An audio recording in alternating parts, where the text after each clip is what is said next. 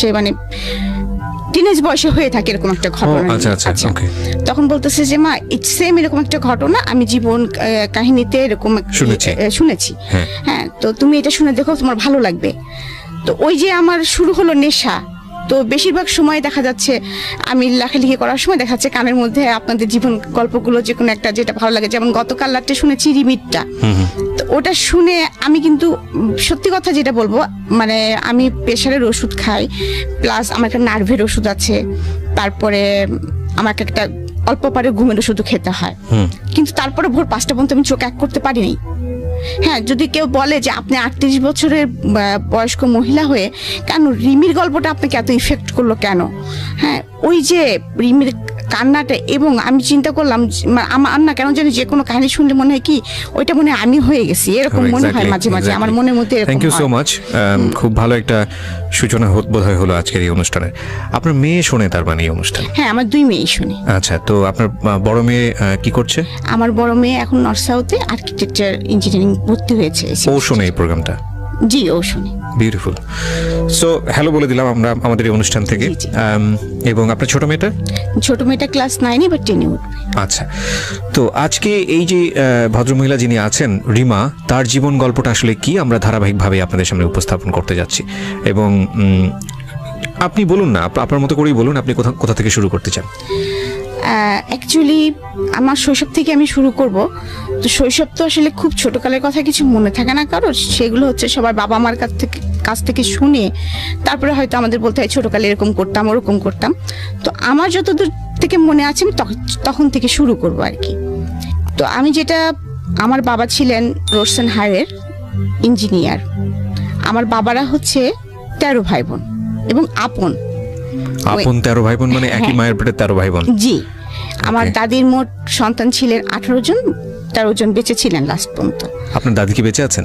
জি, আমার দাদি গত 2 বছর হচ্ছে মারা গিয়েছে। মাশাআল্লাহ। আমি তো অবশ্যই, এটা আসলে ওই দাদিদের আমলে এটা সম্ভব। আমার মনে হয় না যে বর্তমান আমলে কোনো মেয়ে বা ভদ্রমহিলা যদি কেউ শোনেন তিনি সেন্সলেস হয়ে যেতে পারেন, মানে ওই স্টেজ যাওয়া তো অনেক বড়ের বিষয়। ওকে, বলেন প্লিজ। তো আমার যতটুকু মনে আছে, মানে আমার ছোট ফুপু আর আমি, মানে আমার যেটা 11 নম্বর ফুপু আর কি, মানে আমি এখানে বলতে চাচ্ছি যে আমার ফুপু হচ্ছে 11টা। আচ্ছা। বাবা চাচা 2 জন, মোট 13 জন। আচ্ছা। তো বাবা হচ্ছে একদম 13 ভাই বোনের বড়। ও ওকে, মানে সবার বড়। এই 13 জনের মধ্যে আমার বাবা সবচেয়ে বড়। জি। আর ছোট চাচা হচ্ছে 6 ফুপুর পরে, মানে চাচা বাবার থেকে অনেক ছোট। তো আমাদের শৈশবটা এরকম ছিল যে আমরা যতটুকু শুনেছি যে আমার দাদা ভাই মানে গ্রামের খুব গণ্যমান্য একজন লোক ছিলেন, চেয়ারম্যানও ছিলেন। তিনি খুবই জাঁকজমক বর্ণাঢ্য জীবনযাপন করতেন এবং মোট কথা আমাদের পূর্বপুরুষরা জমিদার ছিলেন। যে এই বাড়িটা এখন আর নেই, তবে তো ওইটার ভগ্নাংশ এখনো আছে, কিন্তু এখন আমরা সব বংশধররা ছড়াই ছিটে গিয়েছি। মানে ওটা কোথায় আছে? এটা কুষ্টিয়ার জমিদার ছিলেন আপনার দাদা? আমাদের কুষ্টিয়ার জমিদার, মানে আমাদের শহর থেকে একটু ভিতরে। আচ্ছা। ওকে। তো যাই হোক, ওইভাবে আমরা সারা জীবনই শুনে এসেছি এবং আমরা এলাকায় গেলে ওরকম সম্মান নিয়ে থেকেছি। দাদা ভাইকেও দেখেছি। আমি দাদা ভাইকে খুব বেশি দেখিনি, 4 বছর বয়সে যতটুকু দেখা যায় আমার মেমোরিতে দাদা ভাই চেহারা খুব বেশি স্পষ্ট না। দাদা যান মারা যাওয়ার পরে তখন বাবা ফিল করেন যে দাদিকে একা বাড়িতে রাখা যাবে না, কারণ আমার ছোট ছোট অনেকগুলা ফুপু টুপু আছে। তো তখন আমার বাবা একদম সবাইকেই নিয়ে আসেন, আর আমার চাচু অনেক আগে থেকেই আমাদের কাছেই থাকতেন। একটা জিনিস আমি বুঝতে পারছি যে আপনার বাবা যেহেতু বড় ছিলেন, আপনার দাদার অ্যাবসেন্সে উনি আসলে সবার অভিভাবক হিসেবে দায়িত্ব পালন করেন। দাদা এবং মা, আমার মাও প্রচন্ড ইফোর্ট দিয়েছে সংসারের পেছনে, সেটা মানে না বললেই নয়। তো বাবা হঠাৎ করে একদিন দেখলাম যে একজন মানে বাসায় হারমোনিয়াম, ডুগি, তবলা এরকম নিয়ে আসেন। আমি একটু ইন্টারাপ্ট করছি এখানে, সেটা হচ্ছে যে আপনারা কয় ভাই বোন ছিলেন? ও, আমরা 3 ভাই বোন। 3 ভাই বোন ছিলেন? জি। আপনি বড় সবার? না, আমার ভাই বড়, আমি মেচু, ছোট ভাই। আচ্ছা, তো আপনি যে সময় মেমোরি দিয়ে শুরু করলেন, এটা কত বছর বয়সে আপনার? এটা আমার 4 বছর বয়সে। মানে স্কুলে তখনো ভর্তি হননি? মানে তখন স্কুলে যাব সেই বছরই হয়তো স্কুলে ভর্তি। ঠিক আছে, হ্যাঁ বলুন তারপর। তো তো তারপরে বাবা দুকি তবলা হারমোনিয়াম নিয়ে আসছে, এই করছে। তা আমরা তো সবাই খুব লাফালাফি করতেছি, কারণ পাশে তো আমি একা না, আমার ছোট ছোট আরো ফুপুরা ছিল। আমি বললাম না যে আমরা সবাই একসঙ্গে থাকতাম। তো বাবা এটা দিয়ে কি হবে, তখন হঠাৎ করে পরের দিন সকালে দেখলাম যে একটা লোক আসতেছে এবং খুব মেলি ভাব আর কি। তো আমরা বুঝতেছি না, তা আমাকে এসে বলতেছে যে এই বাবু এদিকে আসো, মানে এরকম করে আর কি। নাচের শিক্ষকটা একটু এরকম মেলি ভাষায় কথা বলে। তো আমার একটু কেমন লাগতেছে, বাসায় সবাই খুব হাসাহাসি করতেছি এরকম। আবার আমাকে ওই ঘরে যখন বাবা ডেকে নিয়ে গেছে যে আজ থেকে উনি তোমাকে নাচ শেখাবেন, আর আশেপাশ থেকে ফুপু টুপুরা উকি ঝুঁকি দিচ্ছে, মানে ছোট একটা ফ্যামিলিতে যা হয় আর কি, উকি ঝুঁকি দেওয়া কি হচ্ছে ওই ঘরের মধ্যে, এরকম একটা বিষয়। তো যাই হোক, আমি একটু একটু করে নাচ শেখা শুরু করলাম। তারপরে বাবা উনি আসেন, নাচতে আমার ভালোই লাগে, কারণ আমি যেটা শুনেছি আমি নাকি ছোটকাল থেকে মানে অনুকরণ প্রিয় ছিলাম খুব আর কি। মানে যে যেভাবে কথা বলতেছি, যে যেভাবে হাঁটতেছি তার পিছে ওইভাবে দুষ্টামি করে হাঁটতেছি, এরকম আর কি। আর আরেকটা কথা বলি যে আমাদের ফ্যামিলিতে যেহেতু আমার 11টা ফুপু, একটা চাচা, আর তখন শুধু ভাই বোন বলতে আমরা 3 জন, তার মধ্যে মেয়ে আমি একজন। আর আমি ছোটকালতেই স্বভাবত একটু স্বাধীন চেতা, কারণ আমার বড় ভাইটা অসম্ভব ভদ্র এবং ভালো। আর আমি দেখতাম যে যেহেতু এত বড় একটা সংসার, এখানে জেদ না করলে কিছু পাওয়া যাচ্ছে না সহজে। হ্যাঁ, খাবো না, হুমকি দিয়ে দিচ্ছি, আমাকে এখন এই নকপালিশ টেনে দিতে হবে, এরকম আর কি। তো কারণ আমাকে দিতে হলে আমার ছোট ফুপুটা হয়তো মন খারাপ করবে, কিন্তু আমার তখন তো সেই সেন্সটা নাই। আমার লাগবে, আমাকে দিতে হবে, আমাকে দিবা না কেন, এরকম একটা। আর বাবার সঙ্গে আমার সম্পর্কটা খুব বেশি ভালো ছিল, যার জন্য ওই রাত্রে বাবা আসলে বা যখনই সুযোগ পেতাম পুটপুট করে, বাবা জানো এরকম নতুন মেকআপ বক্সটা উঠছে, বাবা জানো নতুন এই পেন্সিলটা আসছে, মানে এটা মাকে এড়ায় বাবা কাছ থেকে নেওয়া আর কি। এবং এটা যে একটা জিনিস ছিল, কিন্তু কখনোই সেই টাকাটা নিয়ে বা বাবা যদি কিনে দিত আমি একটা কিনতাম না কখনোই, কারণ ওই যে আমার ছোট ফুপুটার আমি এক বয়সের, এবং আমরা একই স্কুলে দুজনে পড়াশোনা করতাম, আচ্ছা, একই সঙ্গে, এবং একটাই রিজার্ভ ছিল, দুজনে একসাথেই যাওয়া আসা করতাম। তো নাচ শিখছি এবং নাচ শিখতে এক সময় মানে ওইটাই আমার ধ্যান এবং জ্ঞান হয়ে যায়, পড়াশোনাটার পাশাপাশি চলছে। আর সাথে আরেকটা আমার নেশা ছিল, সেটা হচ্ছে বই পড়া। আমি প্রচুর পড়তে পছন্দ করতাম। যেমন ছুটির দিনে আমি নিজে স্বাধীন ঘোষণা করে দিতাম, বাসায় বলতাম আজকে আমাকে খাওয়ার জন্য কেউ তাড়া দিবা না, আমাকে বসার জন্য কেউ তাড়া দিবা না, আমাকে ঘুমানোর জন্য কেউ তাড়া দিবা না, আমি আজকে স্বাধীন, আমি আয়ুব বাচ্চুর গান শুনবো, আমি আজকে সারাদিন গল্প মানে বই পড়বো, এরকম আমার ইচ্ছা আমি সেটা করবো। আমি স্বাধীন হয়ে গেছি মোট কথা। বিকাল হলে তো আমাকে বাসায় পাওয়া যেত না, আমি তো খেলার মাঠে পা হাত পা ছিঁড়ে নিয়ে চলেও এসছি, এরকম ডান পিটে টাইপের ছিলাম আর কি। তো আমাকে নাচ শেখাতে আমার টিচার এটা বুঝে ফেলছিলেন। তো ওনার অবদান আমার জীবনে অনেকখানি, মানে ওনাকে আমি গুরু হিসেবে সারা জীবন ভক্তি করে যাবো, যতদিন বেঁচে থাকবো। মানে নাচের এই গুরুকে বলছেন? জি, উনি আমাকে আসলেই নিজের মেয়ে বলবো না, মানে আমি তার শিষ্য হিসাবেই উনার মনে হয় সবটুকু আমার মধ্যে ঢেলে দিয়েছিলেন। যাই হোক, নাচ শিখতেছি তো এক সময় যে সে আমাকে একটা প্রতিযোগিতার কথা বলে, আমার বাবাকে, শিশু প্রতিযোগিতা বলে যেটাকে। তো আমি করতাম বেসিক্যালি ক্লাসিক্যালের আবার 4টা পার্ট, তার মধ্যে হচ্ছে আমি করতাম কথক। জি। তো আমি ফার্স্ট যখন এরকম পার্টিসিপেট করলাম, তো সেবার আমি কিছু মানে মোটামুটি জেলা পর্যন্ত আসছি, বিভাগ পর্যন্ত আসছি, ঢাকায় এসে আমি কোনো প্লেস করতে পারিনি। আচ্ছা, মনটা অনেক খারাপ হয়েছে, স্বভাবতই ছোট বাচ্চা মানুষ কান্নাকাটি তো করবোই, কান্নাকাটি করছি। তো আমাকে উনি সবসময় ইন্সপিরেশন দিয়ে যেতেন, বলতেন না তুমি বেটার করবা, আসলে তুমি তো ঢাকাতে শেখো না, মফস্বলের নাম শুনলে ওরা একটু নাক সিটকায় আর কি, এরকম করে আমাকে অনেক কিছু বলতেন। তো যাই হোক, পরে আবার তার পরের বছর আসলাম, সেটা হলো শিক্ষা প্রতিযোগিতা। এটা স্কুল ভিত্তিক, স্কুল থেকে আসতে হয়, স্কুল থেকে নাম লেখাতে হয়। তো সেবার যখন আসলাম, তো সেবার আসার পরে আমি আমাদের জেলাতে তো আমি ফার্স্ট হলাম, বিভাগে এসে আমি সেকেন্ড হলাম। আচ্ছা, সেকেন্ড হলাম। প্রত্যেক বিভাগের ফার্স্ট যারা তারা আসবে, সেবার হঠাৎ করে আবার নিয়ম হলো যে ফার্স্ট সেকেন্ড 2 জন আসবে। আচ্ছা, তো আমার বাবা আমাকে কিছুতেই নিয়ে আসবে না। তো বাবা বলছে আমার তো অফিস থেকে সময় বের করা খুব টাফ। তারপরেও বাবা আমার জোড়াজুড়ি দেখে এবং স্যারের জোড়াজুড়ি দেখে বাবা আমাকে নিয়ে আসলেন। তো আমার মনে আছে যখন আমি আসলাম, তখন আমি নাচ তো আমি তুলেছি, ক্লাসিক্যালটা তুলেছি, তোলার পরে তারপরে যখন আমি রিহার্সেল করতাম, আমার একবার নাচার পরে কি 2বার নাচার পরে আমার মনে করেন জামা চেঞ্জ করতে হতো, এমন অবস্থা, মানে ঘেমে যেতাম। আমাদের ক্লাসিক্যাল তো, কত্থক নৃত্য, তো আমাদের কিছু কয়েকটা ওয়ে থাকে, সালামি দিতে হবে, মানে কয়েকটা নাচের কয়েকটা পার্ট থাকে যেগুলো থাকতেই হবে। তো উনি আমাকে প্রথমেই যখন দিলেন, আমি স্টেজে ঢুকবই ঘুরতে ঘুরতে, রাউন্ড দিতে দিতে, এবং এই রাউন্ডটা ছিল 34টা রাউন্ড। কতগুলো? 34টা। একটা স্টেজ কভার করে যখন ঘুরতে ঘুরতে ঘুরতে ঘুরতে ঘুরতে ঘুরতে ঘুরতে জাস্ট মাঝখানে এসে আমাকে দাঁড়াতে হবে। ওকে। মাঝখানে এসে আমাকে এভাবে দাঁড়ায় পড়তে হবে জাস্ট। ওকে। হ্যাঁ, তো এই 34টা ঘুরলেই পরে ব্যালেন্স ঠিক রাখা কিন্তু অনেক চাপ। আমাদের তো দুটো ঘুরলে মোটামুটি পড়ে যাওয়ার মতো অবস্থা হয়। আমাদের তো আমি 4 বছর বয়স থেকে ক্লাসিক্যাল করতেছি, অভ্যস্ত হয়ে গেছে, প্র্যাকটিস হয়ে গেছে। অনেক কঠিন একটা মানে নাচ, যখন ওই বয়সে আমার করার কথা না, উনি তুলে দিলেন আমাকে। তো আমার মনে আছে আমাদের বিচারক ছিলেন সিবি, তারপরে নিপা, শিবলি মোহাম্মদ। হ্যাঁ হ্যাঁ, আচ্ছা। আর সাথে আরেকজন ছিলেন, তার নামটা আমি মনে করতে পারতেছি না এই মুহূর্তে। তো যাই হোক, 3 জন বিচারক ছিলেন। যখন আমি নাচটা শেষ করলাম, তখন আমাকে বলল, বাবু তোমার সাথে কে এসেছে? তো আমি বললাম যে আমার সঙ্গে বাবা এসেছে, মা এসেছে। বাবাকে ডাকো। তখন তো আমাদের ক্যাসেট প্লেয়ার ছিল, ক্যাসেট প্লেয়ারের যুগ আর কি। তো আমার বাবাকে ডাকলেন, ডাকার পরে কি বলবো, আমার গুরুজি আর কি বলবো, শিবলি মোহাম্মদ। হ্যাঁ, মোহাম্মদ। উনি বললেন, ও এত ভালো নেচেছে আর এত সুন্দর পায়ের কাজ, আর সেকেন্ডলি ওর পায়ের কাজ আর ওর হচ্ছে আর্ট। তো আমরা বাধ্য হয়েছি যে, মানে নিপাকে বলেছি তুই ওর পা দেখ, আমি ওর আর্ট দেখি। মানে একবারে দুটা জিনিস আমরা ফলো করতে পারিনি। আমার বাবাকে এটা বললেন, এবং বাবাকে অনুরোধ করলেন যে আপনি নাচটা ছাড়াবেন না আপনার মেয়েকে। সে তার পাটা খুব, মানে ক্লাসিক্যালের জন্য যেটা দরকার, তার পায়ের কাজটা অসাধারণ। ওকে, চমৎকার। আমরা এখান থেকে একটা বিরতি নিতে চাই, প্রিয় শ্রোতা। আপনারা শুনছেন মিস্টার ম্যাঙ্গো ক্যান্ডি প্রেজেন্টস জীবন গল্প। আপনারা বুঝতেই পাচ্ছেন যে আজকে রিমার যে জীবন গল্পটা, সেটা খুব হ্যাপি স্টার্টিং এবং খুব চমৎকার একটা ফ্যামিলিতে তার বড় হওয়া।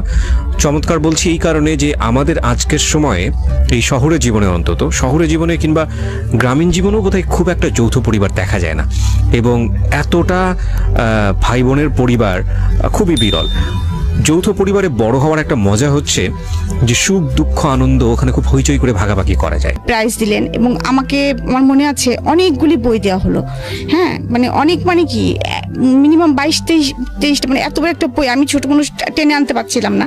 আর আমি একেতেই ছোট মানুষ, আর দেখতে শুনতে তো এমনি ছোট মানুষ, কারণ আমি লম্বা হই নাই, তারপরে মানে সেই কমপ্লেন খাই নাই, তুই বেড়ে উঠি নাই। হ্যাঁ, তো এরকম একটা অবস্থা। যাই হোক, আরো শুকনা ছিলাম তখন।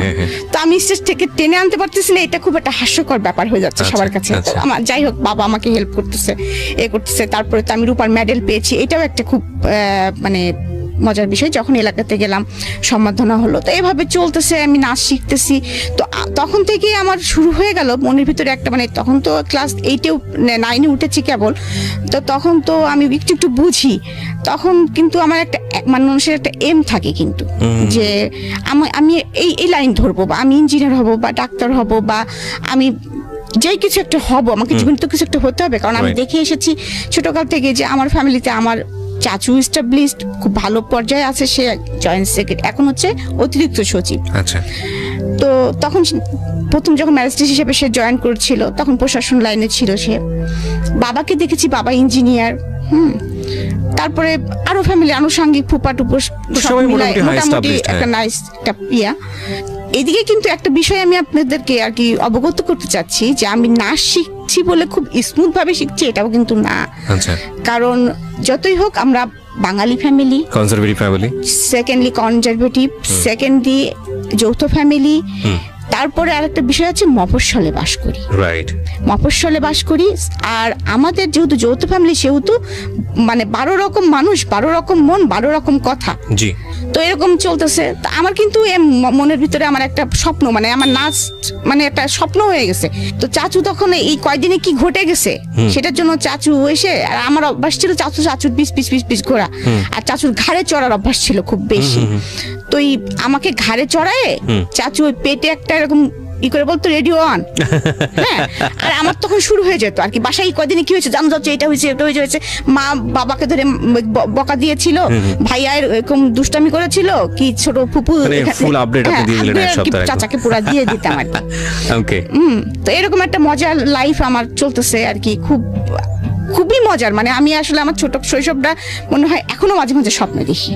তো আমার টিচার আমাকে নাচ শেখাচ্ছেন এবং একদিন আমাকে শাস্তি দিলেন যে তুই যেহেতু এটা 30 বার প্র্যাকটিস করিসনি, তো শাস্তি আজকে সারাদিন তুই নুপুর পরে থাকবি। বললো সারাদিন তুই নুপুর খুলতে পারবি না, খাবি নুপুর পরে, গোসল করবি নুপুর পরে, এবং তোকে 100 বার প্র্যাকটিস করতে হবে। ওকে। কারণ তার আগে আমার নতুন করে একটা প্রোগ্রাম ছিল। ওকে। তো আমিও জেদ হয়ে গেল, ঠিক আছে তাই হবে, হ্যাঁ তুমি আমাকে বকা দিলা, আমার সবসময় এরকম ছিল, তুমি আমাকে বকা দিলা তো ঠিক আছে। তা মা এত বলছে তুই নুপুর খোলা, আমি না আমি 100 বার প্র্যাকটিস করবো। ওইরকমই মা হয়তো একটু খাওয়াই দিচ্ছে, খাচ্ছি, তারপরে আবার ক্যাসেট ছেড়ে আবার প্র্যাকটিস শুরু করতেছি। এমন হলো সারাদিন নুপুর বেঁধে রাখাতে আমার পা ফুলে গেল। তারপরে তো যাই হোক, পরের দিন যখন আমার টিচার আসছেন, বাবা খুব রেগে গেছেন। তো তুমি এটা কি করছো, আমার মেয়ের পাটা দেখছো তুমি? তা বলে কি আমি মানে উনি তো মেয়েলি ভাষায় কথা বলে, তা বলতেছে ভাই জান আমি তো বলছি কিন্তু ও যে গোসা করে সারাদিন পরে থাকবে আমি তো বুঝতে পারি নাই। তো যাই হোক, কালু মামা বলে যে নিজেই তেল গরম করে আনে, আমার মার কাছ থেকে তেল চায়, নিজে পায়ে মালিশ টালিশ করে। যাই হোক, তারপরে সেবার নতুন করে তো আমি পার্টিসিপেট করলাম এবং আমি 68 মার্ক নিয়ে সেবার আমি 3rd হলাম। আমার সঙ্গে ফার্স্ট হয়েছিলেন শাওন। শাওন মানে হুমায়ুন আহমেদের স্ত্রী শাওন, আমাদের প্রিয় শাওন। ওকে, সো বুঝতেই পারছেন যে আজকে যিনি গেস্ট তার কালচারালি মানে শৈশবে একটা শক্তিশালী ব্যাকগ্রাউন্ড আছে ইনফ্যাক্ট। হ্যাঁ বলেন প্লিজ। তো তখন থেকে আমার মনের ভিতরে ইচ্ছা যে একটার পর একটা যখন অ্যাচিভমেন্ট করতেছি আমি, যে আমার তখন থিম হয়ে গেছে যে আমি নৃত্যশিল্পী হব। আচ্ছা। এবং এটা হতে হলে কি করতে হয় সেটাও আমি জানি, যে মানে বুঝতে পারতেছি, বিভিন্ন জায়গা থেকে শুনতেছি যে ইন্টারমিডিয়েট পাস করব, আমাকে ইন্ডিয়া যে আমি একটা কোর্স করব, বা আমি রবীন্দ্র ভারতী যে ভার্সিটি আছে ওখানে আমি অ্যাডমিট হব, এরকম একটা মনের মধ্যে একটা স্বপ্ন গোছাচ্ছি। এর মধ্যে আমার বাবা ট্রান্সফার হয়ে কুষ্টিয়ায় চলে আসেন। কুষ্টিয়ায় চলে আসার পরে কিছুদিন আমরা ভাড়া বাসায় থাকি, কারণ আমরা অনেক মানুষ ছিলাম, আমাদের হতো না। তো তারপরে বাবা ওখানে আবার জায়গা কিনে, আমাদের কুষ্টিয়া যেহেতু হোম ডিস্ট্রিক্ট, তো সেখানে বাবা আবার জায়গা কিনে বাড়ি করে ফেলেন, একবারে দোতলা বাড়ি করেন। যখনই বাবা বাড়িটা করেন তখনই হচ্ছে এমন অবস্থা হয় যে আমরা তো ছিলামই, আমার ফুপু টুপু আমার দাদি ছিলামই। তো গ্রাম সাইডে যেসব ফুপুদের বাড়ি ছিল তাদের ছেলে মেয়েরাও সবাই যারা কলেজে ভর্তি হলো সবাই আমাদের বাসায় এসে উঠার পরে তখন হচ্ছে আমি ক্লাস 10-এ অলরেডি উঠে গেছি। 10-এ ওঠা মানে আমার তখন প্রায় 15 বছর বয়স, একেবারে ছোট না, মানে ছোট না বলতে কি একটু বোঝা শুরু করেছি যে আমি একেবারে ছোট না। আমাদের সিস্টেম ছিল দোতলায় আমরা মেয়েরা থাকতাম আর নিচতলায় হচ্ছে সব ছেলেরা থাকতো আর কি। তো বাসা ভর্তি যেহেতু মানুষ এইভাবে চলছে, কিন্তু এখন আমি যেটা বলবো সেটা হচ্ছে যে আমার কৈশোরের পদার্পণ যেটা বলবো আর কি, বয়সন্ধিকালে হচ্ছে যে আমি যে খুব সুন্দর, আমি যে অমক বা আমি তমক, এরকম কমপ্লিমেন্ট কখনো আমাকে ফ্যামিলি থেকে দেওয়া হয়নি কখনো। উল্টো আরো কমপ্লিমেন্ট পেতাম যে শর্ট এর কখনো বিয়েই হবে না, লম্বা হতাম না যেহেতু। আর যেহেতু ওই যে ডান পিঠের স্বভাবটা ছিল, তার জন্য আমি কিন্তু আমার গায়ের রং কিন্তু 2 ভাগ থেকে চাপা। তো স্কুলে যেতাম যখন, তখন দেখতাম যে কিছু ছেলেরা সাইকেল নিয়ে পিস যাচ্ছে, তো মজাই লাগতো আর কি, মজা লাগতো কি রে এই ছেলেটা পিস আসে কেন। আবার এমনও আছে কোনোদিন এসে হয়তো বলেও দিতাম বাসায় যে ভাই জানিস যাচ্ছিলাম আমাদের পাড়ার অমুক ছেলেকে দেখলাম, মানে ফুপাতো ভাই তো মেলাগুলায় বাসায়, আমার ভাইকেও বলতেছি, আমার ফুপাতো ভাইদেরকে বলতেছি যে তারা আবার কি করছে, দেখা যায় তাকে যে শাসায় থুয়ে আসছে, তুই আমার বোনের পিস গেছিস কেন। এটা হয়তো আমি জানিও না বা আমার বাবাও জানে না। তো এইভাবে চলতেছে।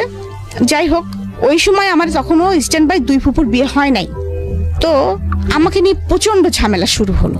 মানে আপনার পিছনে এরকম ভাবে? হ্যাঁ, আমার পিছনে এ পাড়ার ছেলে লেগে গেল, ও পাড়ার ছেলে লেগে গেল, কেউ মানে বাসায় ফোন করে, কেউ ডিস্টার্ব করে, মানে স্কুলে তো ডিস্টার্ব করে, চিঠিপত্র তো দেয়। আর আমি আবার এখানে একটা বোকামি, এখন মনে হয় যে বোকামি করেছি, যে আমি আবার তাদেরকে পিটাইতাম। মানে বললো রাস্তার মধ্যে একটা প্রস্তাব দিল, এই চিঠিটা নাও, আমি জুতা পিটা করে চলে আসছি, দেখা যাচ্ছে যে বদমাইশ তোর চিঠি নেবো কিসের জন্য। হ্যাঁ, তারপরে দেখা যাচ্ছে আবার বাসায় এসে আবার নালিশ করলাম, আমার ভাইরা যে আবার তাদেরকে পিটুনি দিল, আবার এই পাড়ার ছেলে হলো ও পাড়ার ছেলের সাথে মারামারি লেগে গেল, মানে এরকম মানে সিচুয়েশনটা তৈরি হয়ে গেল। অনেক সময় ফোন করে বাবাকে হুমকি দিত যে আপনার মেয়েকে তুলে নিয়ে যাও, কি করবেন দেখি, ও যে আমাদের পিটাইলো মারাইলো, হ্যাঁ আপনার যে কাজটা করলেন বাবা হয়তো জানেও না। সেকেন্ডলি আর একটা বিষয় লক্ষ্য করা গেল ফ্যামিলিতে, সেটা হচ্ছে এখন বুঝি যে আমি যেহেতু খুব আদরের ছিলাম, একটা মেয়ে ছিলাম, তো আমার বাবা চাচার মিলে আমি একটা মেয়ে, এবং এভাবে মানুষ হচ্ছে দেখে হয়তো বা আমার কিছু কিছু ফুপুদের মধ্যে গ্রো করা শুরু করলো। তাদের তো সবার ছেলে আছে, আমাদের বাসায় লেখাপড়া করে, কারোর সঙ্গে বাইচান্স যদি আমার কোনো ভাব হয়ে যায় তাহলে তো বাবা না করতে পারবে না। ওকে, আমরা এরকম একটা কমপ্লেক্স সিচুয়েশন থেকে একটা ছোট্ট বিরতি নিতে চাই প্রিয় শ্রোতা, সেকেন্ড বারের মতো। আপনারা শুনছেন মিস্টার ম্যাঙ্গো ক্যান্ডি প্রেজেন্স জীবন গল্প, আমি আরজি কিবরিয়া আপনার সঙ্গে রয়েছি। প্রিয় শ্রোতা, আপনাদের সবার জন্য একটা বিশেষ সেগমেন্ট যুক্ত হলো আজকে থেকে মিস্টার ম্যাঙ্গো ক্যান্ডি প্রেজেন্স জীবন গল্পে। সেটা হচ্ছে এখন থেকে অনুষ্ঠান চলার কালীন সময়ে আমি আপনাদের সঙ্গে ইউটিউবে চ্যাট করব, এবং সেটা হবে আমার ইউটিউব চ্যানেলে। যারা এই মুহূর্তে আমাকে শুনতে পাচ্ছেন ঠিক রাত 12টায়, আমি আবারও বলছি ঠিক রাত 12টায় আমার চ্যানেল থেকে এই আজকের অনুষ্ঠানের ভিডিও ফুটেজ ওখানে প্রিমিয়ার করা হবে, এবং সেটা হবে লাইভ আকারে। সো আপনারা যারা আমাদের এই অনুষ্ঠানে শুনছেন, যারা সরাসরি গেস্টের সঙ্গে কথা বলতে চান কিংবা আমার সঙ্গে কথা বলতে চান, চলে আসুন আমার ইউটিউব চ্যানেলে। অনুষ্ঠান চলাকালীন সময় আমি আপনাদের যত রকমের কোয়ারি আছে, যা রকমের মন্তব্য আছে, সবকিছু পড়বো এবং আমি রিপ্লাই দিব ওখানে। আমার ইউটিউবের ঠিকানা হচ্ছে www.youtube.com/rjkibriya.fm। আমি আবারও বলছি www.youtube.com/rjkibriya। বা আমাকে একদিন ডেকে বললেন যে মা, তুমি কারোর সঙ্গে এত ক্লোজ হয়ে না, তুমি তো সবার সঙ্গে খুব বেশি মেশো, হ্যাঁ, তুমি একটা জিনিস মনে রাখবা যে তোমার নিজের ভাইয়া ছাড়া এখানে তোমার কেউ আপন ভাইয়া না। আর তুমি যদি রাস্তার একটা ছেলে ধরে নিয়ে আসো মা, সেটা আমি মেনে নিব, কিন্তু তুমি যদি আমার কোনো আত্মীয়তার সঙ্গে আত্মীয়তা করো তাহলে আমি সেটা মেনে নিব না। কারণ তুমি এখন বড় হয়েছো মা, তোমাকে এই কথাটা আমার বলা প্রয়োজন। কারণ আমি জানি তুমি তোমার মার সঙ্গে, আমি মার সঙ্গে কখনোই তেমন ফ্রি ছিলাম না, এখন ফিল করি যে মা কি জিনিস। হ্যাঁ, তখন কিন্তু হয়েছে কি, মা তো সারাদিন কাজে ব্যস্ত থাকতো, মার কাছে বকাটাই খেতাম বেশি আর কি, ওই জন্য মাকে ভালো লাগতো না। বাবা তো আদর দিত, বাবাকেই ভালো লাগতো আর কি, যেটা স্বাভাবিক যেটা হয় আর কি। তখন মা হচ্ছে ভিলেনের রোলটা পালন করতেছে আর কি, কারণ মা শাসন করেন। হ্যাঁ, তো তখন আমি হচ্ছে এমনকি আমি রাগ হলে, মার উপরে রাগ হলে মাকে বলতাম তুমি আমার মা না, তুমি আমার খালা। এমনকি একদিন ফকির আসছে, আমার আবার খুব ফকিরের ভিক্ষা দেওয়ার স্বভাব ছিল। রাস্তায় আপনার মানে কোনো রিক্সাওয়ালাকে দেখলে, মানে একটু বুড়ো মতো রিক্সাওয়ালা দেখলে ব্যাগে যা থাকতো দিয়ে দিতাম।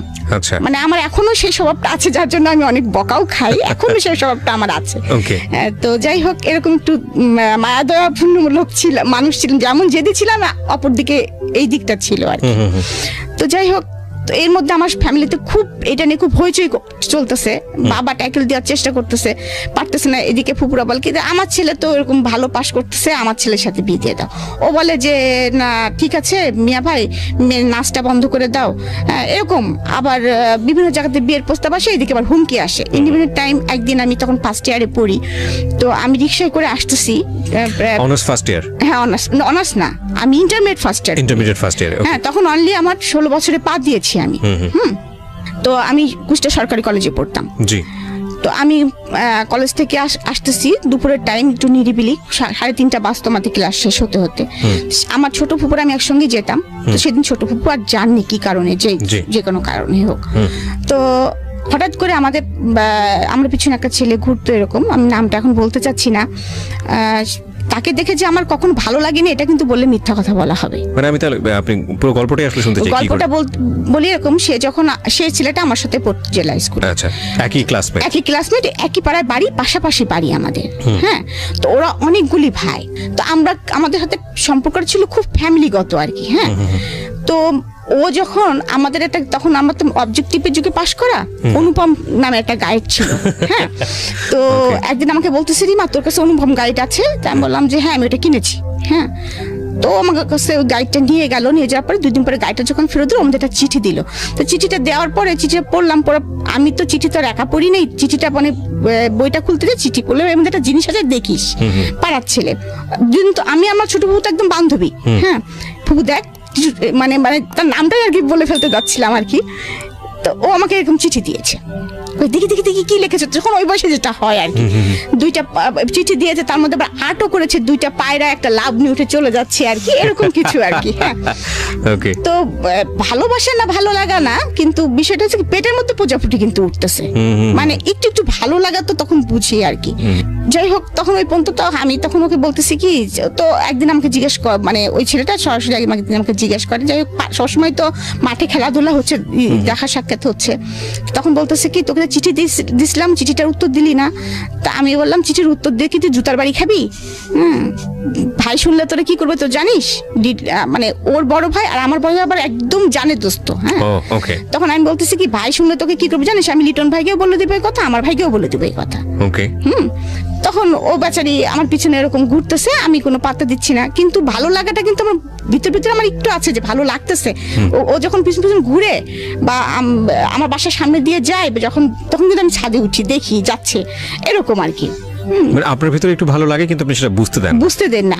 হ্যাঁ, বুঝতে দেন না, কিন্তু ওই ভালো লাগাটা কি ভালোবাসা, আমি এটা তখনো বুঝি নাই। আচ্ছা, ইন্টারমিডিয়েট ফার্স্ট ইয়ার। হ্যাঁ, ইন্টারমিডিয়েট ফার্স্ট ইয়ার, বুঝতেছি না আর এই বিষয়ে কোনো, তখন তো মোবাইলের যুগও না, কিছুই না, তখনকার যুগটাই ছিল তো এরকম যে একটু চোখে দেখা দেখি হলো, একটু গোপনে হয়তো একটু বাগানে আগানে যারা একটু কথা হলো, এই তোমার এই চিঠিটা এই টাইপের আর কি পরিবেশ শুরু হয় না। তারপরে আমরা যৌথ ফ্যামিলিতে বিলং করি, রাস্তাতে হাঁটতে গেলেও দেখাচ্ছে কোনো না কোনো ভাইয়ের সাথে দেখা হয়ে গেছে, এই তুই কার সাথে কথা বলছিলি, এরকম একটা অবস্থা।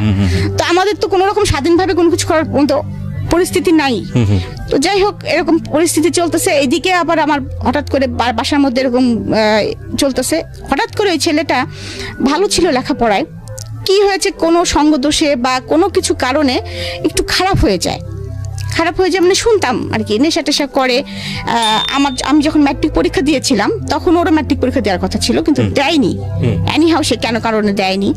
তো যাই হোক, কিন্তু আমার পিছনে ঘুরতোই। তা আমি মাঝে মাঝে বলতাম যে তুমি ম্যাট্রিক পরীক্ষা দিলা না, তুমি করলা না, তা তুমি হচ্ছে আমার পিছনে ঘুরো কি করে, তুমি তো এখন আমার জুনিয়র হয়ে গেছো। তো এই কথাগুলো কিন্তু মার কানে বাবার কানে প্রতিনিয়ত যাইতো, যে ও আমাকে এরকম খুব ডিস্টার্ব করতো। এবং আমি তখন কিন্তু অলরেডি তখন কিন্তু বোধ বুদ্ধি হয়ে গেছে যে না, এরকম করা যাবে না। হ্যাঁ, কারণ ও যেহেতু ম্যাট্রিক পরীক্ষা দেয়নি, খারাপ ছেলেদের সাথে মিশে গেছে, ভালো লাগাটা আমার দূর হয়ে গেছে, সোজা কথা, আর ভালো লাগাটা নাই। তো তখন একদিন আমার মা ওকে যে বলতেছে যে তুমি যে ওকে এরকম হুমকি দামকি দিচ্ছ, তুমি কি জানো বাবা, তুমি যে এমনি তোমাদের সাথে আমাদের খুব ভালো একটা সম্পর্ক, সেকেন্ডলি তোমার সাথে আমার মেয়ে বেঁধে তুমি কি পারবা? তুমি ওর থেকে ছোট ক্লাস, তুমি লেখাপড়া করনি, তারপরে তুমি যে হস্তানি করে বেড়াও, আর আমার মেয়ে জুতা কয়টা আর কতগুলো জামা তুমি জানো? ও কতগুলো জুতা পরে, কতগুলো জামা পরে, ও কোনো জামার সাথে ম্যাচিং করে ছাড়া জুতা স্যান্ডেল জামা পরে না। তুমি তো এগুলো পারবা না বাবা, তুমি খালি খালি খামাখাকে কেন ডিস্টার্ব করতেছো? ও তুমি অ্যাফোর্ড করতে পারবা না। যাই হোক, আমার মা এই ডায়লগটা মনে হয় সবাইকেই দিতেন, যে ফোন করতো তাকেই মনে হয় ডায়লগটা দিতেন। এটা একটা মজার বিষয় যে আমার জুতার খরচ কেউ অ্যাফোর্ড করতে পারবে না। হ্যাঁ, কারণ আমার জুতার প্রতি খুব দুর্বলতা ছিল, আমি প্রচুর জুতা কিনতাম। যাই হোক, তো এরকম একটা পরিস্থিতি, কলেজ থেকে আসতেছি আমি, আসার পরে আপনাকে কি বলবো আর কি, হঠাৎ করে কয়েকটা ছেলে আমার রিক্সাটা ঘিরে ধরে, মানে আমি যেটা একদম অপ্রস্তুত ছিলাম, এবং পরে দেখি ওই ও আছে সাথে। তো অনেক কথা কাটাকাটি হচ্ছে ওর সাথে আমার। ও বলতেছে তুই এখনই যাবি আমার সাথে, তোকে আমি এখনই বিয়ে করবো, তুলে নিয়ে যাই বিয়ে করবো, দেখি কার ক্ষমতা কে ঠেকায়। আমি বলছি কেন তোমার সঙ্গে আমি যাবো, তুমি কেন আমাকে বিয়ে করবা, আর তুলে নিয়ে বিয়ে করার কেস, তোমার বিয়ে করতে হলে আমার বাসায় আসো, খালাম্মাকে বলো। হ্যাঁ, এরকম বলতেছি যে, আর আমি তো এখন বিয়ে করবোই না, অসম্ভব, আমি আমার সামনে ইন্টারমিডিয়েট পরীক্ষা, আমার একটা লাইফ পড়ে আছে, আমি তখন বিয়ে করবোই না, তুমি তো বললে হবে না, আর আমি তোমাকে কোনোদিনও বলিনি যে আমি তোমাকে ভালোবাসি বা এরকম, তুমি আমাকে বলেছো, আমি কিছুই বলিনি তোমাকে, তুমি তো আমাকে ভেবে ফোর্স করতে পারো না। ওর সঙ্গে আমার খুব মানে কথা কাটাকাটি হচ্ছে। এর মধ্যেই ও দেখি কি পিছন থেকে একটা পিস্তল বের করে ফেলছে। এখন ওইটা অরিজিনাল কি নকল আমি আই ডোন্ট নো, আমি তখন তো চিনি না পিস্তল। ওইটা আমার সরাসরি মাথায় ঠাকাই বলতেছে, হয় আজকে তুই মরবি, নাহলে আমি মরবো, যে কোনো একজন মরবে। মানে সেই একদম বাংলা সিনেমা মোটামুটি আর কি, যদিও বাংলা সিনেমা, কিন্তু তবু ওইটা আমি মানে রিলাইজ করতে পারতেছি যে আমি কি মুভমেন্ট আছি। যাই হোক, ওরকম যখন রাস্তার মধ্যে বার বিতর্কটা চলতেছে, তখন আমাদের মানে আশেপাশে যায় না কিছু ছেলে পেলে, ওরা দেখছে যে আপুর সাথে এরকম হচ্ছে। তো তারপরে এরকম ওরা আবার আমাদের বাসায় চিনতো, আমাদের বাসায় যে খবর দিয়েছে, বলছে রিমা আপুকে কতগুলো ছেলে এরকম পিস্তল ধরছে এবং তাকে কোথায় যেন নিয়ে যাচ্ছে। তো এই কথা শোনার পরে সঙ্গে সঙ্গে মা তো ভাইয়াকে বলছে, বাসায় হইচই পড়ে গেছে, বাবা বাসায় ছিলেন না। কথা প্রসঙ্গে মা কিন্তু বুঝতে পারছে এটা টিটুরি কাজ হতে পারে। তো মা সঙ্গে সঙ্গে আমার বড় ভাই এবং লিটন মানে বড় ভাই দুজনে বলছে দেখি কোথায় আছে, দাঁড়ান খালাম আপনি টেনশন করেন না, ওরা এত সাহস হয়নি যে এরকম করবে। আর ও কি করেছে, আমাকে নিয়ে যে আমাদের কুষ্টিয়ার একটা বাঁধ আছে, বেরি বাঁধ, আমরা রেণুকের বাঁধ বলি, ওখানে নিয়ে যে আমাকে বসিয়ে রেখেছে যে তোকে আমাকে বিয়ে করতে হবে। তাই আমি বললাম কি বাঁধের মধ্যে এসে আমি কি বিয়ে করবো নাকি, তুই আমার এখানে বসায় রাখছিস কি জন্য ভাই? হ্যাঁ, তো বলতেছে না আমার বন্ধুরা গেছে কাজী ডাকতে, আমাকে যেখানে যেতে বলবো ওখানে যাবো, তোর সাথে আমি বিয়ে করবো আজকে। তা আমি চুপচাপ বসে আছি, হাসতেছি মনে মনে, কারণ আমি জানি যে এটা হয়তো বা কখনোই ও পারবে না, কারণ আমার বড় ভাই আছে এবং তার বড় ভাই যেটা আছে শুনলোকে মেরেই ফেলবে, যত মস্তানি হোক না কেন ফ্যামিলিকে একটু সবাই ভয় পায়। তো আমি ওই আধা ঘন্টা মতো এরকম আমাকে বসিয়ে রেখেছে, আমি বসে আছি, কলেজ ড্রেস পরাই ওরকম জামা কাপড় পরাই বসে আছি। তো এর মধ্যে তো ওর ফ্রেন্ড সার্কেল দিয়ে আমার ভাইরা বের করে ফেলেছে যে রিমাকে নিয়ে কোথায় গিয়েছে তোরা একটু আমাদেরকে বল। বড় ভাইরা বললে তো অনেক সময় ছোট ছোট ভাইরা না বলতে পারে না, তখন অনেকেই বলে দে ফ্রেন্ড সার্কেল, ওদের ফ্রেন্ড সার্কেলের মধ্যে বলছে যে হ্যাঁ এরকম একটা প্ল্যান করতেছিল, আজকে রিমাকে ধরবে যদি সুযোগ পায়, তো ওকে মনে হয় যথাসম্ভব রেণুক বাঁধে নিয়ে গিয়েছে, ওখানে মনে হয় বাঁধের বোধে মানে নদীর পাশে বসে আছে মনে হয়। হ্যাঁ, ওকে রাজি করানোর চেষ্টা চলছে। আসলে ভাই এরকম কিছু না, ও যদি চাপে পড়ে হ্যাঁ করে দেয়, মানে এরকম একটা কিছু বলছে আর কি। তো আমার ভাই এবং সেই ওর বড় ভাইও আমি দূরে থেকে দেখতেছি ওরা হেঁটে আসতেছে। তো আমি তো একদম তখন আরো রিল্যাক্স হয়ে গেছি যে ভাইরা তো আসতেছে। আর ওরা ওদের ভাইদের দেখে পিছন থেকে পিস্তল তখন আর কোনো নাই, তখন পিস্তল সহকারে যার যার মতো সে বাসের দৌড় মারছে আর কি। 2-3টা ফ্রেন্ড ছিল, সে ছিল, তখন আর তার ফুটানি শেষ। যাই হোক, তখন থেকে আমাকে নিয়ে গেল বাসায় নিয়ে যাওয়ার পরে আরো পরিস্থিতি খারাপ হয়ে গেল, বাবার মাথার মধ্যে সেটা গেঁথে গেল। হ্যাঁ, একদম গেঁথে গেল, মানে মা তো প্রচন্ড ভীতু হয়ে গেলেন, না জানি এরকম অ্যাক্সিডেন্ট আর একদিন হলে কি হবে। আজকে এই পাশের বাড়ির ছেলে করেছে, আর এক পাড়ার ছেলে করলে কি হবে, আর এক পাড়ার ছেলে কি হলে কি হবে, আমি মেয়েটাকে কিভাবে কি করবো, মান সম্মান। এইদিকে ফ্যামিলিতেও কারোর সাথে যদি আমার মেয়ের সম্পর্কে জড়া যায় তাহলেও আমার প্রবলেম। সবার কথা হচ্ছে রাজ্য সহ রাজকন্যা, আমার মেয়েটাকে কতটুকু তারা ভালো করবে আমি জানি না, হয়তো বা আমার সম্পত্তির দিকেই আসবে। এরকম বাসার মধ্যে বাবা মা খুব দ্বিধা এবং দ্বন্দ্বের মধ্যে আছেন, খুব সমস্যার মধ্যে আছেন।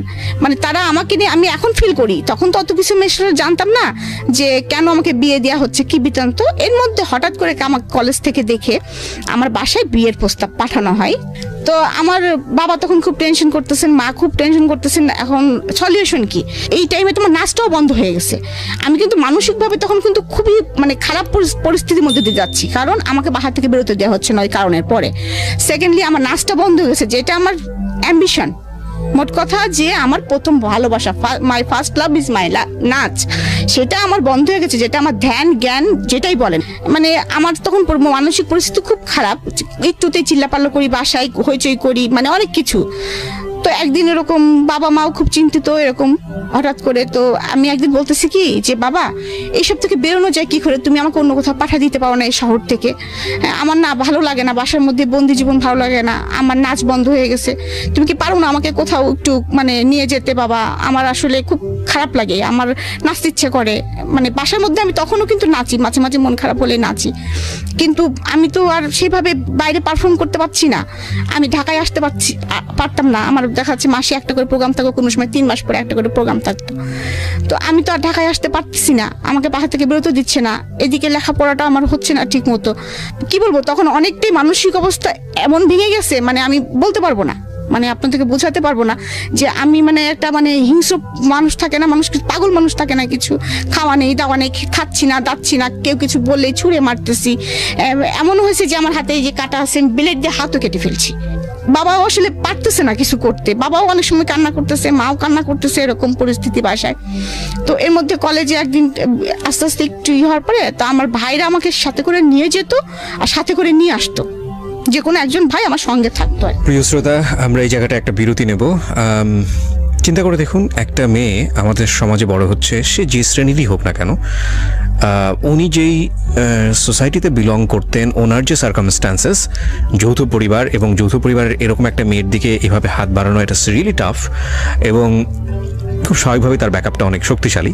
তার বাবা রোডসান হাইওয়েতে, তার এক চাচা সেই মুহূর্তে government officer, first class gazetted officer. সুতরাং সেই দিক থেকে কিন্তু তার একটা অনেক বড় ব্যাকআপ আছে, এবং তার যে কালচারাল ব্যাকগ্রাউন্ড, সেখানেও সে অত্যন্ত মানসিকভাবে শক্তিশালী একজন মেয়ে হিসেবে বড় হয়ে উঠছে। কিন্তু তারপরও আমরা আমাদের সামাজিকতার কথা চিন্তা করে একটা পরিবার যখন এই ধরনের একটা ঘটনা ঘটে, কতটা ইনসিকিউর মনে করি এরকম একটা ঘটনাকে। এবং দেখুন যে প্রাণোচ্ছল একটা রিমাকে আমরা পেলাম শৈশবে, কিশোর জীবনের শুরুতে, একেবারে বয়ঃসন্ধিকালের সেই সময়টাতে এসে কিন্তু একটা ভয়ানক রকমভাবে ওকে একটা কনজারভেটিভ এনভায়রনমেন্টে বন্ধ করে ফেলার চেষ্টা করা হচ্ছে। এবং ওখানে উনি বলছিল যে আমার দোষটা আসলে কি, আমি তো কাউকে বলিনি যে আমাকে তুলে নিয়ে যাও, বা আমি তো কাউকে বলিনি যে, বা আমি তাকে লাভও করি না সেই অর্থে। তো সেই জায়গাটা থেকে এরকম একটা কমপ্লেক্সিটি তার লাইফে চলে আসলো। তার স্বপ্নের জায়গাটা, তার যে নাচ, সেটা বন্ধ করে দেওয়া হয়েছে, এবং অন্যরকম একটা এনভায়রনমেন্টের মধ্যে তাকে ফেলে দেওয়া হয়েছে। এখান থেকে জীবনটা কোথায় যাবে সামনের দিকে, সেটা আমরা দেখব ছোট্ট একটা বিরতির পর। আপনাদেরকে মনে করিয়ে দিচ্ছি, আপনারা শুনছেন মিস্টার ম্যাঙ্গো ক্যান্ডি প্রেজেন্স জীবন গল্প। আমি আর জি কিবরিয়া আপনার সঙ্গে রয়েছি, এবং প্রিয় শ্রোতা, আপনাদের সবার জন্য একটা বিশেষ সেগমেন্ট যুক্ত হলো আজকে থেকে মিস্টার ম্যাঙ্গো ক্যান্ডি প্রেজেন্স জীবন গল্পে। সেটা হচ্ছে, এখন থেকে অনুষ্ঠান চলার কালীন সময়ে আমি আপনাদের সঙ্গে ইউটিউবে চ্যাট করব, এবং সেটা হবে আমার ইউটিউব চ্যানেলে। যারা এই মুহূর্তে আমাকে শুনতে পাচ্ছেন ঠিক রাত 12টায়, আমি আবারও বলছি ঠিক রাত 12টায় আমার চ্যানেল থেকে এই আজকের অনুষ্ঠানের ভিডিও ফুটেজ ওখানে প্রিমিয়ার করা হবে, এবং সেটা হবে লাইভ আকারে।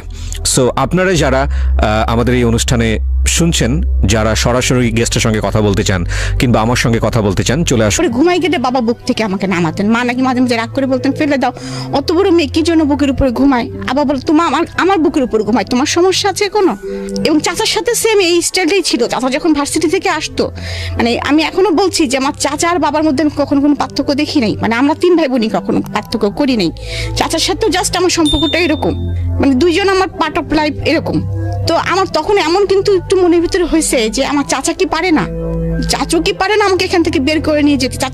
চাচুর পোস্টিং ছিল তখন কুমিল্লাতে। ইভেন আমি চাচুকে বলেছি, চাচু তুমি আমাকে নিয়ে যেতে পারো না, তোমার ওখানে গেলেও তো আমার এত ঝামেলা হয় না, তুমি তো একটা ভালো ইসের মধ্যে বিলং করো, আমাকে তো কেউ ডিস্টার্ব করতে পারে না, আমি তো নাচটা কন্টিনিউ করতে পারি। কুমিল্লা থেকে ঢাকা তো অনেক কাছে। জানি না কি অজানা কারণে আমার চাচু কোনো রেসপন্স করে নাই, মন খারাপ করছে, কারণছে মা তুমি পড়াশোনা করো, মন খারাপ করো না, এরকম অনেক কথাই বলেছে। কিন্তু আমার মামারা, আমার আবার 2 মামা আর আমার মা একা, আমার মা বড়। আমরা আবার ছোটকাল থেকে দেখেছি বাবা মানে আমাদের ফ্যামিলি আর মামাদের ফ্যামিলি মনে হয়েছে এক। আমরা মানে অনেক বড় হওয়ার পরে বুঝছি যে মামার ফ্যামিলি আর চাচাদের ফ্যামিলি আলাদা, মানে এটা হয় আর কি। আমরা মনে করতাম যে একই।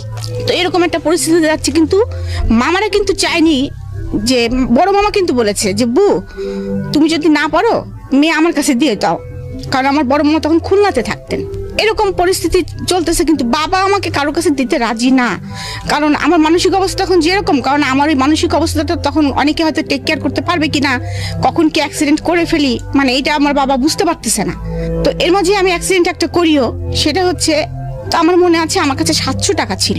আমার কাছে সবসময় টাকা পয়সা থাকতো আর কি, এটা একটা বিষয় ছিল তখনকার সময়। 700 টাকা মানে বেশ কিছু টাকা আর কি। তো আমার কাছে 700 টাকা আছে, আমার পরা আছে একটা লং স্কার্ট আর একটা টি শার্ট, রাত্রে যেটা আমি পরে ঘুমাই। ঘুম থেকে উঠে তখনও বাসায় কেউ কেউ উঠেছে, কেউ কেউ ওঠেনি। তো আমাদের বাসার নিচে একজন দারোয়ান থাকতেন এবং একজন নাইট গার্ড থাকতেন। তা আমাদের আবার বাসাটা অনেক পিছনে, সামনে অনেক বড় লবি এবং সামনে খুব বড় একটা গেট, ওইটা পার হয়ে তারপরে যেতে হয় রাস্তায় আর কি। কাউকে কিছু বলতেছি না, আমি একাই সকালবেলা ঘুম থেকে উঠে ওই 700 টাকা হাতের মধ্যে নিয়েছি, কোনো পার্সও না, এবং ওই নাইট ড্রেস পরার মতো অবস্থায় আছি। ওই অবস্থায় আমি সোজা হাঁটা ধরছি, কোথায় যাবো আমি নিজেও জানি না।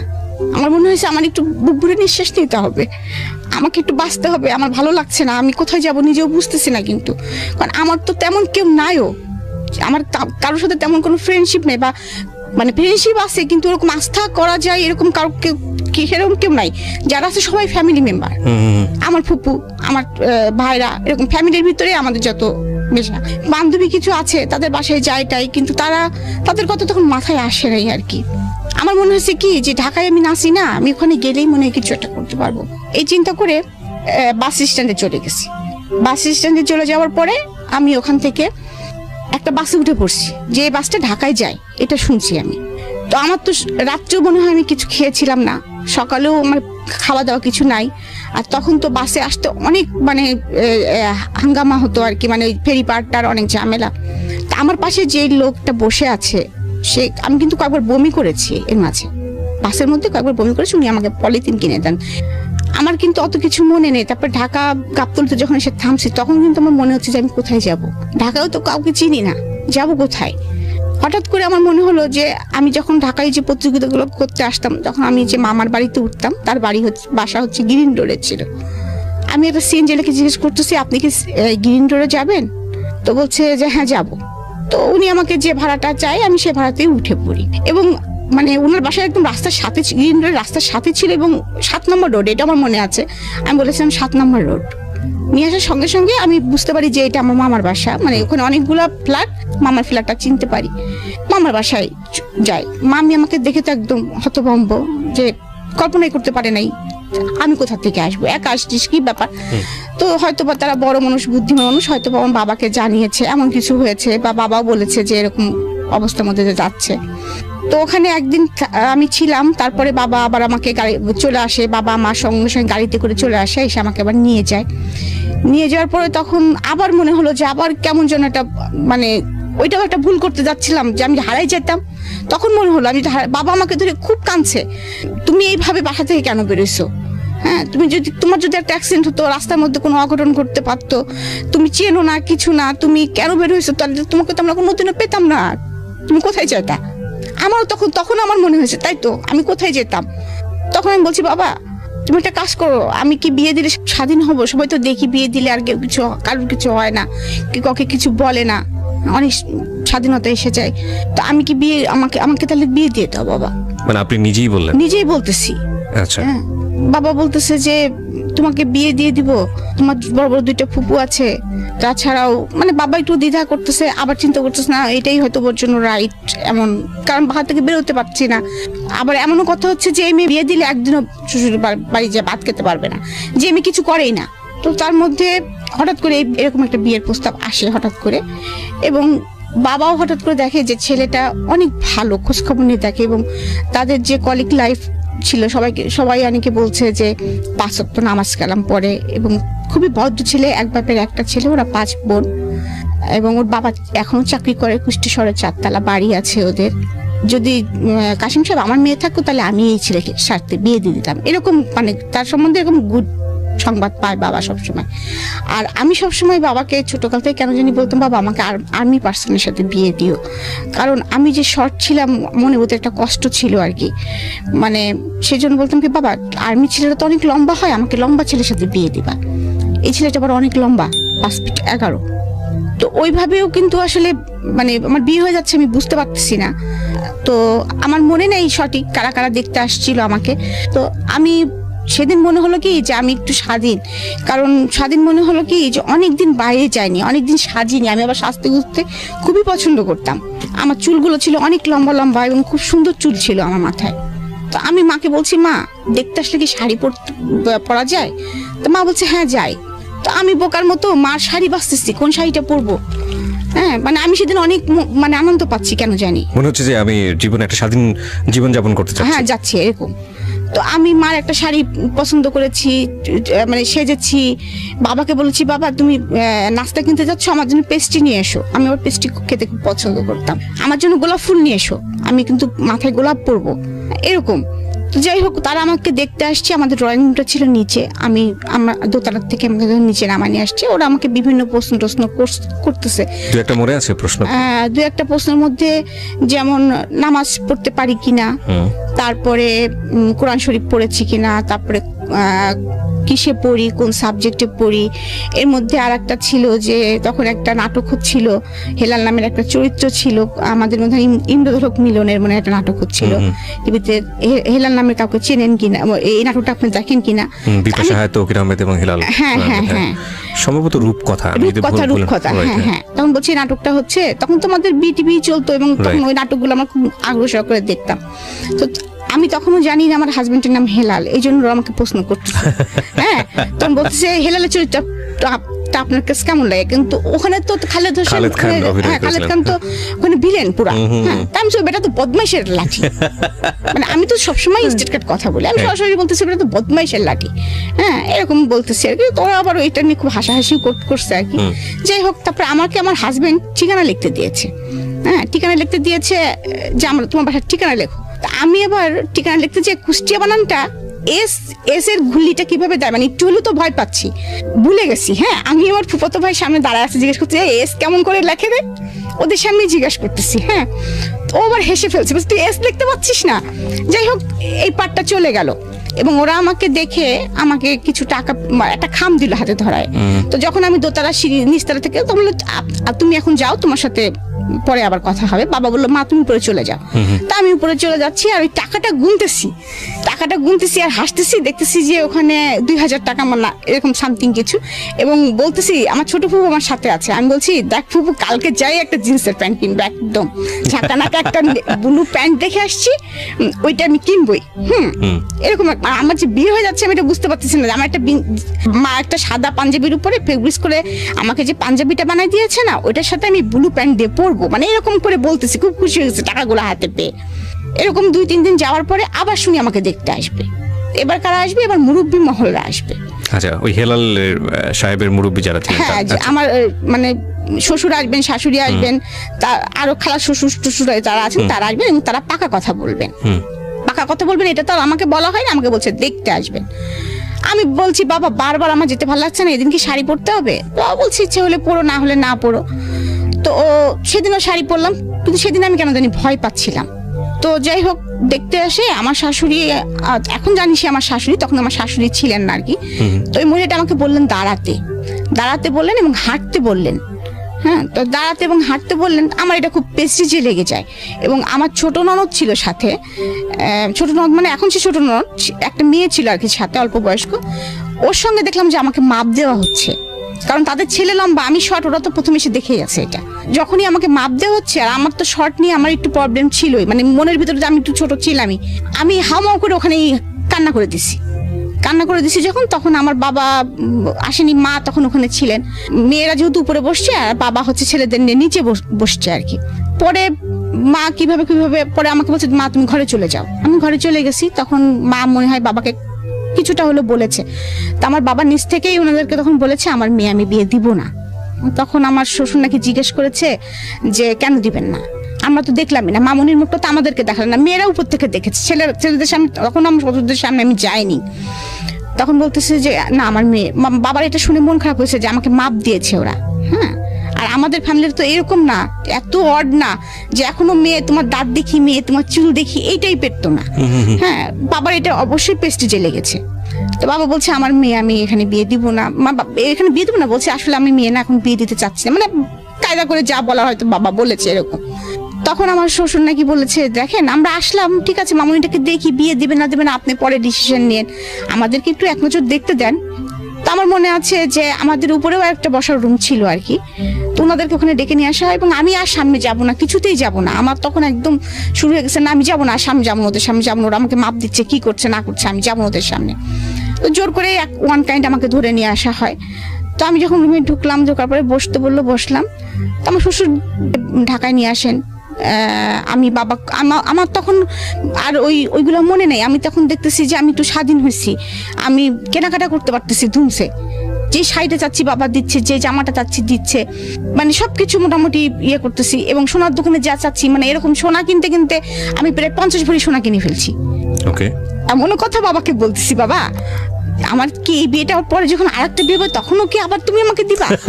হ্যাঁ, এবং so fine, this is the thing that ওনার মেন্টাল ম্যাচুরিটিটা কি ছিল। বাট এখানে আমার কথা বলার আছে, আমি জানি না যে সামনে কি ঘটবে, কজ কিছু তো প্রেডিকশন তৈরি হয়, সব মানুষেরই তৈরি হয়। যারা জীবন গল্প শুনছেন তারা হয়তো বুঝতে পারছেন যে কিছু একটা ঘটতে যাচ্ছে, যেটা হয়তো তাদের ভাবনার সাথে মিলেও যেতে পারে। কিন্তু আমার কথাটা হচ্ছে যে আপনার বাবা বা ফ্যামিলির যারা মেম্বাররা ছিলেন তারা তো আপনার মেন্টাল ম্যাচুরিটিটা বুঝতেন। উইথ ডিউ রেসপেক্ট, বাবা কিংবা মার জায়গা কখনোই মূল্যায়ন করা যায় না, যত বড় প্রবলেমই হোক না কেন, ভুল হোক না কেন। কিন্তু কখনো কখনো এই ইকুয়েশনগুলো আমাদের মতো মানুষের জায়গা থেকে, প্রশ্নের জায়গায় থেকে যায় যে যেই মেয়েটা বিয়ে ব্যাপারটাকে লিবার্টি হিসেবে দেখছে এবং একই সাথে কিনতে কিনতে এরকম মনে করছে যে মানে আরেকটা বিয়ে হলে বোধহয় আরও জিনিসপত্র কেনা যাবে, সেখানে বাবার চিন্তাটা কি বা মায়ের চিন্তাটা কি ছিল যে মেয়েটাকে বিয়ে দেওয়া মানে হচ্ছে কি করা, আমি ঠিক জানি না। হয়তো মনে করেছে যে কপাল যদি ভালো থাকে তাহলে ওই সংসারে গেলেও হয়তো এরকম আদুরি পাবে, হয়তো এরকমই মনে করেছে, কারণ একটা ছেলে শুনেছে যেহেতু। হ্যাঁ, এবং যেহেতু শ্বশুরে সেরকম বলে গেলেন যে আমি আমার মাকে দেখেছি, সো সামহাউ পজিটিভ নিশ্চয়ই ভেবেছেন, নইলে তো আসলে ওই একটা ঘটনার পরেই বাদ হয়ে যাওয়ার কথা। একটা জিনিস চিন্তা করেছিলেন যে আমি কুষ্টিয়া থেকে কুষ্টিয়া বাড়ি পড়ালেখাটা কন্টিনিউ করে নিয়ে যেতে পারবো। তারপর সেকেন্ড যখনই খুশি, আমাদের 20 টাকা রিক্সা ভাড়া আর কি ডিফারেন্স, এ পাড়া ও পাড়া বাড়ি, বাবা যখন খুশি তখন আমাকে দেখে আসতে পারবেন এক নজর অন্তপক্ষে। শ্বশুর বাড়ি থাকি, বাবার বাড়ি থাকি, পজিটিভলি চিন্তা করেছেন। তো কি হলো তারপর? শপিং এর পর তারপরে শপিং টপিং করতেছি, এরকম খুব মজা করতেছি, এবং এমনকি আমার হাজবেন্ডের জন্য একটা আংটি কিনে নিয়ে আসা হয়েছে, ঘড়ি টড়ি কিনেছে আড়ং থেকে, বাবা পাঞ্জাবি শেরওয়ানি টেরওয়ানি কিনেছে। তো আমি আবার বলছি, বাবা দেখছো ওই লোকটার আংটির উপরে একটা ঘোড়া আঁকানো, ওই লোকটার যেরকম ঘোড়ার মতো চেহারা, ঘোড়া আঁকানো, এরকম বলতেছি আর কি। বুঝি না তো, আমার হাজবেন্ড তখন যেহেতু লম্বা ছিল, খুব হ্যাংলা ছিল, আমি খুব ভালো করে দেখিনি, ওই এক নজর যা দেখেছি সেটাতে আমার যা মনে হয়েছে আমি সেটা বলেছি আর কি। তো বাবা বলে, সীমা এরকম করে বলতে হয় না, এটা কিন্তু বলতেছি, তাও বাবার মোটরসাইকেলের উপর পা দুলাচ্ছি বিকালবেলা বসে বসে, আর এরকম বলতেছি বাবাকে। যাই হোক, এরকম করতে করতে বিয়ের দিন এসে যায় আর কি। বিয়ের দিন এসে যায়, সেদিনও আমি খুব উৎফুল্ল। তো বাবা আমাকে একটা শাড়ি, অনেক শাড়ি কিনে দিয়েছিলেন, তার মধ্যে একটা শাড়ি আমি কাতান শাড়ি খুবই পছন্দ করে কিনেছি আর কি, ময়ূরাক্ষী কালার যেটা বলে, এটা সবুজও না আবার ইয়ে না, এরকম আমার চয়েস লেভেলটা সারা জীবন একটু ডিফারেন্ট ছিল আমার পুরো ফ্যামিলির মধ্যে থেকে। আমি একটু সবসময় বেটার কিছু ইয়ে করতাম, তো ওই শাড়িটা পরে আছি। ওরা আবার শাড়ি, যে শাড়িটা এনেছে ওই শাড়িটা আমার পছন্দ হয়নি। আচ্ছা, কারণ ওইটা শাড়িটার কালার হচ্ছে কেমন যেন ম্যাজেন্টা কালার, একটু মানে লাল না, কেমন যেন একটি কালার। ওরা বলতেছে বিয়ে পড়ানোর সময় মেয়েকে শ্বশুর বাড়ি শাড়ি পরতে হয়। আচ্ছা, আর আমি বলতেছি আমি শাড়ি মরে গেলেও পরবো না, আমি এইটাই পরে থাকবো। যাই হোক, আমাকে কিছুতেই রাজি করাতে পারেনি। পরে আমার শ্বশুর বাড়ির শাড়িটা আমার মাথায় দিয়েছে। আচ্ছা, মাথায় দিয়ে তারপরে বিয়ে পড়াচ্ছে। তো কবুল বলতে হয় যে থেমে থেমে 3 বার, সেটাও আমি বুঝি না। আমি কিন্তু আমি কানবো মনে করে, আমার আশেপাশে আমার ফুপুরা, আমার মারা সব বসেছে, কিন্তু আমি কোনো কান্না করতেছি না। মানে সবাই ধারণা করেছে কবুল বলার সময় আপনি কান্না, আমি মনে হয় কানবো, আমি মনে হয় কিছুটা হলে বুঝতেছি। আমার কিন্তু সেই ফিলিংসটাই নাই যে কবুল বললে যে অন্যজনের হয়ে যাচ্ছি, বাড়ি চলে যেতে হবে আমাকে, এরকম ফিলিংস আমার মধ্যে কাজ করছে না। কবুলই তো, মুখ দিয়ে তো কবুলই বললে তো কি, কবুল বললে কি হয়, মানে এরকম একটা ভাব। তারপরে আমাকে কবুল বলতে বলেছে, আমি সুন্দর সুন্দর মানে বলে 3 বার কবুল বলতে বলেছে, সুন্দর করে কবুল বলেছি। তারপর কবুল বলার পরে আমি মিষ্টি করে একটু হাসিও দিয়েছি, আমার দাদু একটু আমার মুখ ধরে একটু আদরও করে দিয়েছে, এরকম আর কি। তো তারপরে যখন বিদায়ের পালা আসতেছে, কারণ তাদের বাড়িরও প্রথম একটা ছেলে এবং বিয়ে হচ্ছে, তাদের বাড়িতেও অনেক বড় করে অনুষ্ঠান করতেছে, আমাদের বাড়িতেও অনেক বড় করে অনুষ্ঠান হচ্ছে। তো আমাদের বাড়িতে আবার একটা রেওয়াজ আছে, এর মধ্যে বলি যে বিয়েতে কোনো গিফট নেওয়া হয় না। আচ্ছা, এটা কারোর বিয়েতে নেওয়া হয় না। ওকে। তারপরেও আমার এত পরিমাণে আমার জিনিস আমি পেয়েছি, সেটা হচ্ছে আমার আত্মীয় স্বজনের কাছ থেকে জোর করে দিয়ে গেছে, আমার ফুপুরা টুপুরা সবাই মিলে আর কি। এত পরিমাণে আমি স্বর্ণ, এত পরিমাণে আমি জিনিস পেয়েছি, মানে আমি নিজেও জানতাম না আমার কত স্বর্ণ ছিল। তো আমি যখন বিদায়ের সময়টা, যেটা আমি বলতেছি যে বিয়ে তো হয়ে গেল, বিয়ে হয়ে যাওয়ার পরে তখন আমাকে ওই নিচে নিয়ে যাওয়া হলো, মালা বদল করতেছি। তখন আমি দেখলাম যে কালো একটা হাত আমার মাথার উপর দিয়ে মালা দিচ্ছে। আমি বলতেছি কি রে, আমি কারে বিয়ে করলাম, কেন লোকটা কি কঙ্কাল ভূত কেন, হ্যাঁ মানে এরকম মনে হচ্ছে আমার কাছে। তারপরে যখন আমার বিদায় হয়, তখন দেখি কি আমার সামনে কেউ নেই, না বাবা, না মা, না মামারা, কেউ নেই, অনলি শুধু আমার চাচা। এবং চাচা কিন্তু দাঁড়ায় থাকতে পারছে না, মানে কাঁপতেছে অলরেডি থরথর করে। এইটাও আমার শ্বশুরের লোক কিন্তু মাইন্ড করছে, 2টা জিনিস মাইন্ড করছিল, তারা আমাকে এটা নিয়ে অনেক কথা শোনাইছে। সেটা হচ্ছে, মেয়ে কি পাগল, ওইভাবে কবুল বলে? কোনো মেয়েকে তো ওইভাবে আজ পর্যন্ত কবুল বলতে দেখি নাই। আর একটা জিনিস, বিদায়ের সময় আমি কাঁদতেছি না, বিকজ আপনি বুঝিয়ে উঠতে পারছেন না, আমি বুঝে উঠতে পারতেছি না। আমি মনে হচ্ছে বেড়াতে যাচ্ছি কোথাও একজন জায়গায়, তো আমার চাচা শুধু একটা কথা বলে আমার মনে আছে, যে ওর হাতের উপর আমার হাতটা দিয়ে বললো, বাবা তুমি যদি মনে করো যে আমি আমাদের মেয়ে তোমার হাতে দিচ্ছি, তাহলে তুমি ভুল করো, মনে করো আমাদের কলিজাটা ছিঁড়ে তোমার হাতে আমরা দিয়ে দিচ্ছি, কারণ এটা তুমি কিভাবে যত্ন করে রাখবা সেটা তুমি জানো বাবা, এতটুকুই। তো আমি চলে গেলাম। শ্বশুরবাড়ি যাওয়ার পরেও বুঝতেছি না, আমাকে মানে বউকে বসায় রাখছে, সবাই আসতেছে দেখতেছে, আমিও দেখতেছি করতেছি, বুঝতেছি না। যাই হোক ওই দিনটা গেল, মানে ওই সন্ধ্যাটা গেল আর কি। তারপরে আমার হচ্ছে 5 ননদ, তার মধ্যে ধরেন 4 জনই আমার থেকে বড়। ছোট ননদটা আমার বয়সী, আমার থেকে 2-1 বছরের জুনিয়র সিনিয়র হব আমরা। তো ওর সাথে আমার এর মধ্যে একটু ভাব হয়ে গেছে আর কি। আর ও আমাকে আগে থেকেই চিনতো, মানে ও যে আমি যে স্কুলে পড়তাম ও সেই স্কুলে পড়তো, গার্লস স্কুলে। তো ও যখনই আমার ছবি টবি দেখেছে বা যখনই দেখতে এসেছে যে আমি, তখন ও খুব খুশি হয়ে গিয়েছিল ভিতরে ভিতরে, যে এই মেয়েটাকে তো আমরা কোনোদিন চিন্তাই করতে পারিনি, নাচ দেখেছি কত সুন্দর নাচে, এ আমার ভাবি হবে। ও তো ছোট মানুষ, ওর মধ্যে এটাই কাজ করেছে, এত সুন্দর একটা মেয়ে আমাদের ভাবি হবে। হ্যাঁ, ও খুব খুশি, ও আমার হাতে ভাব জমানোর খুব চেষ্টা করতেছে, আমার পিছিয়ে আছে আর কি সে। তো আমাকে জামা কাপড় চেঞ্জ করিয়েছে, আমার ননদ আমাকে শাড়ি পরিয়েছে, আর ওই মানে বিয়ের শাড়ি সাজগোজ খুলে একটা শাড়ি টাড়ি পরিয়েছে, এরকম বাড়ি ভর্তি লোকজন চলতেছে। যাই হোক, তারপরে রাত আসছে, আমাকে তো রাত্রে খেতে দিছে, আমি তো খেতে পারি না হাত দিয়ে, আমি তো ছাড়াই ভাড়াই খাচ্ছি, কোনো রকম কি খাচ্ছি সেটাও বুঝতে পারতেছি না। মানে আমি তখন আবার বুঝতে পারতেছি, মানে মনের ভিতরে এতটুকু উপলব্ধি আসতেছে যে চিনি না তো, হ্যাঁ চিনি না তো, আমি কোথা থেকে কোথায় আসলাম আমি তো বুঝতে পারতেছি না কিছু। হ্যাঁ, আমার হাতে তো কই আব্বু আম্মু আসলো না, কেউ তো আসলো না, মানে এরকম মনে হচ্ছে। কেউ তো খোঁজ নিচ্ছে না, বাবা তো এখান থেকে এইটুক চলে তো আসতে পারে, এতক্ষণ তো বিয়ের ঝামেলা শেষ হয়ে গেছে, বাবা তো আর চলে আসতে পারে, মা তো চলে আসতে পারে, এরকম মনে হচ্ছে মনের কাছে। কই কেউ তো আসতেছে না, এরকম মানে মনের ভিতরে হচ্ছে। তো ওরা যা বলতেছে সেটাই করতেছি আর কি। দেখলাম মাগরিবের নামাজের সময় একটা লোক ঢুকলো আমার ঘরে। আমি বুঝতেছি যে এটা আমার মনে হয় হাজবেন্ড, কারণ আমার ঘরে তো যে কেউ ঢুকবে না। মানে আমার ঘর মানে আমাকে বিয়ে করায় নিয়েছে যে ঘরটায় বসায় রাখা হয়েছে, সে আমার সামনে নামাজ পড়লো। আমার সাথে কিন্তু কোনো কথা সে বলে নাই, আমিও কোনো কথা বলি না, কারণ আমি তো বুঝি না অত কিছু। তারপরে খাওয়া দাওয়া শেষে রাত আসলো, তো দেখতেছি বাসর ঘরটা সাজানো। তখনই হয়তো বা আমি এখনকার সময় যদি বিয়ে হতো, সাপোজ এখনকার সময় বা আরো 5 বছর পরে বিয়ে হতো, তখন হয়তো ঠিকই ওটা আমার চোখে পড়তো। কারণ আমি যে চুজি, বাসর ঘরটা কেন এমন করে সাজানো, যেটা ফুল দিয়েও সাজানো না, কিছু গাঁদা ফুল দিয়েছে এবং কিছু বেলুন দিয়েছে, যে যেমন হচ্ছে বার্থডে ভাব। তো আমি আবার হাসতেছি, কিন্তু আমাকে যখন ওই ঘরে বসাইছে তখন কিন্তু আমার ছোট নোটটাকে বলতেছে, এই বেলুনগুলো ফাটবে না তো, রাত্রে ঠাস করে বেলুন ফাটবে, কি মজা না, এরকম বলেও ফেলছি মুখ দিয়ে আর কি। তো যখন আমাকে ওই ঘরে রেখে তারা চলে যাচ্ছে, তা আমার মেজো ননদটা, ওনাকে আমি আপা, মানে যদিও আমার হাজবেন্ড থেকে ছোট সে, আমি এখনো আপাই বলি তাকে। তা আমি তখন বলতেছি কি, আপা আপনি হচ্ছে যায়েন না, আমি তো আপনার সঙ্গে ঘুমাবো, আমি একা একা ঘুমাতে পারবো না, ভয় লাগতেছে, আপনারা সবাই করে। আমি তখনও জানি না লোকটা আমার ঘরে ইন করবে, আমি মনে করতেছি হয়তো এই ঘরে আমাকে একাই ঘুমাতে দিবে। তো এইটু জানি যে বাসরাত হয় মানুষের, কিন্তু ওরকম সাজানো ওরকম ঘরে যে বাসরাত হয় আমি এটা তো বুঝতে পারতেছি। যাই হোক, আপাকে ধরে বসছি যে আপা আমি তো আপনার সঙ্গে ঘুমাবো, আপনি আমার সঙ্গে ঘুমান। বলতেছে না তুমি ভয় পাও না, তোমার সঙ্গে ঘুমাবে তো, ভাই তোমার সঙ্গে থাকবে, তুমি টেনশন করো না, ভয় পাবা না তুমি। তো আমি তো তখন আরো ভয় পেয়ে গেছি যে কি ব্যাপার, একটা ছেলে থাকবে আমার সাথে। হ্যাঁ, আমি তো কখনো ছেলে মানুষের সঙ্গে ঘুমাইনি, বাবার সঙ্গে ঘুমাইছি, চাচুর সঙ্গে ঘুমাইছি। তারপরেও যতই ইয়ে করি, ওটা নতুন জায়গা, তো আমি তত ইয়ে করতে পারছি না। যাই হোক, আমার হাজবেন্ড ঢুকলো ঘরের মধ্যে, ঢোকার পরে সে পাশে বসতো, শীতকাল ছিল তখন, ডিসেম্বরে আমার বিয়েটা হয়েছে, ডিসেম্বরের 6 তারিখে। তখন আমি 16 বছর আমার বয়স। তখন আমি মানে বুঝতে পারতেছি না কি করব। আমি কিন্তু লেপ কম্বল কিছু গায়ে দেওয়া না, আমি এমনি এরা বসা, শীতে কাঁপতেছি আর কি, একটা শাল মনে হয় কোনো রকম জড়ানো গায়ে। তার মানে বলতেছে তুমি লেপের মধ্যে পা দিয়ে বসো, ঠান্ডা তো।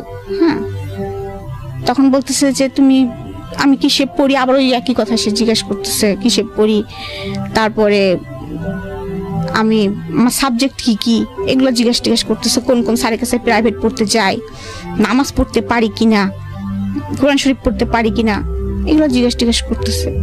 আমি সে নামাজ পড়ি, মাঝে মাঝে পড়ি, কোরআন শরীফ পড়তে পারি না, সোজা উত্তর। তারপরে বলতেছে যে, তারপরে এটা জিজ্ঞেস করার পরে সে আমাকে এমন একটা অড প্রশ্ন করছে যেটার জন্য আমি কখনোই কোনোদিন প্রস্তুত ছিলাম না। আজকে আমি বলতেছি, ফিল করতেছি যে এই প্রশ্নটা মানে আমি জীবনেও ভুলবো না। মানে এই কথাগুলো বলার পরেই যে সে আমাকে বলতেছে যে তোমার মানে ডেট কবে। আমি বুঝতে পেরেছি। আমরা হয়তো ইন ডিটেইলি যাব না, বাট জীবনের কিছু কিছু মোমেন্ট থাকে যেগুলো কারো কারো জীবনের সারা জীবনেরই একেবারে ব্যক্তিগত অনুভূতি, সেটা হয়তো কারোর সাথে শেয়ার করার মতো না, কিন্তু কখনো কখনো ওই মোমেন্টগুলোই একটা সামাজিক শিক্ষার অংশ হয়ে দাঁড়ায়। কখনো কখনো ওই মোমেন্টগুলোই আরেকজনের জন্য একটা অনেক বড় শিক্ষণীয় হয়ে দাঁড়ায়।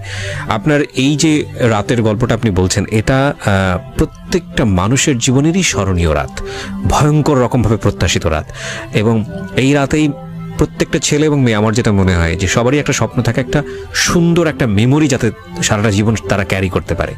এই স্বপ্নটা যখন সে তার জীবনের আরেকজন মানুষের প্রয়োজন, সেটা ছেলের জায়গা থেকে হোক বা মেয়ের জায়গা থেকে হোক, মানে একটা মেয়ে যখন একটা ছেলেকে কল্পনা করে বা একটা ছেলে যখন একটা মেয়েকে কল্পনা করে, এইটা বুঝতে শেখে যখন থেকে, একদম নর্মালি যখন বুঝতে শেখে তখন থেকে সে কল্পনা করা শেখে। এটা বৈজ্ঞানিকভাবে যেমন সত্য এবং খুব নর্মালিও আমাদের জীবনে এটা সত্য।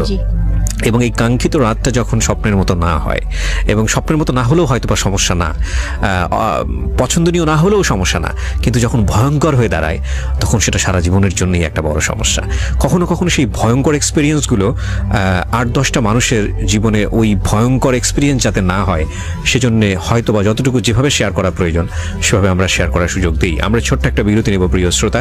আপনাদেরকে আরও একবার মনে করিয়ে দিচ্ছি, আপনারা শুনছেন মিস্টার ম্যাঙ্গো ক্যান্ডি প্রেজেন্স জীবন গল্প, আমি আরজে কিবরিয়ার সাথে। ছোট্ট একটা বিরতির পর আবারও ফিরে আসছি। জীবনে অনেক ভুল হয় এবং একজনের ভুল থেকে আমরা অনেক সময় অনেক কিছুই শিখি। ঠিক আছে, তো আপনার জীবনে যে ঘটনাটা ঘটলো তারপর কি হলো?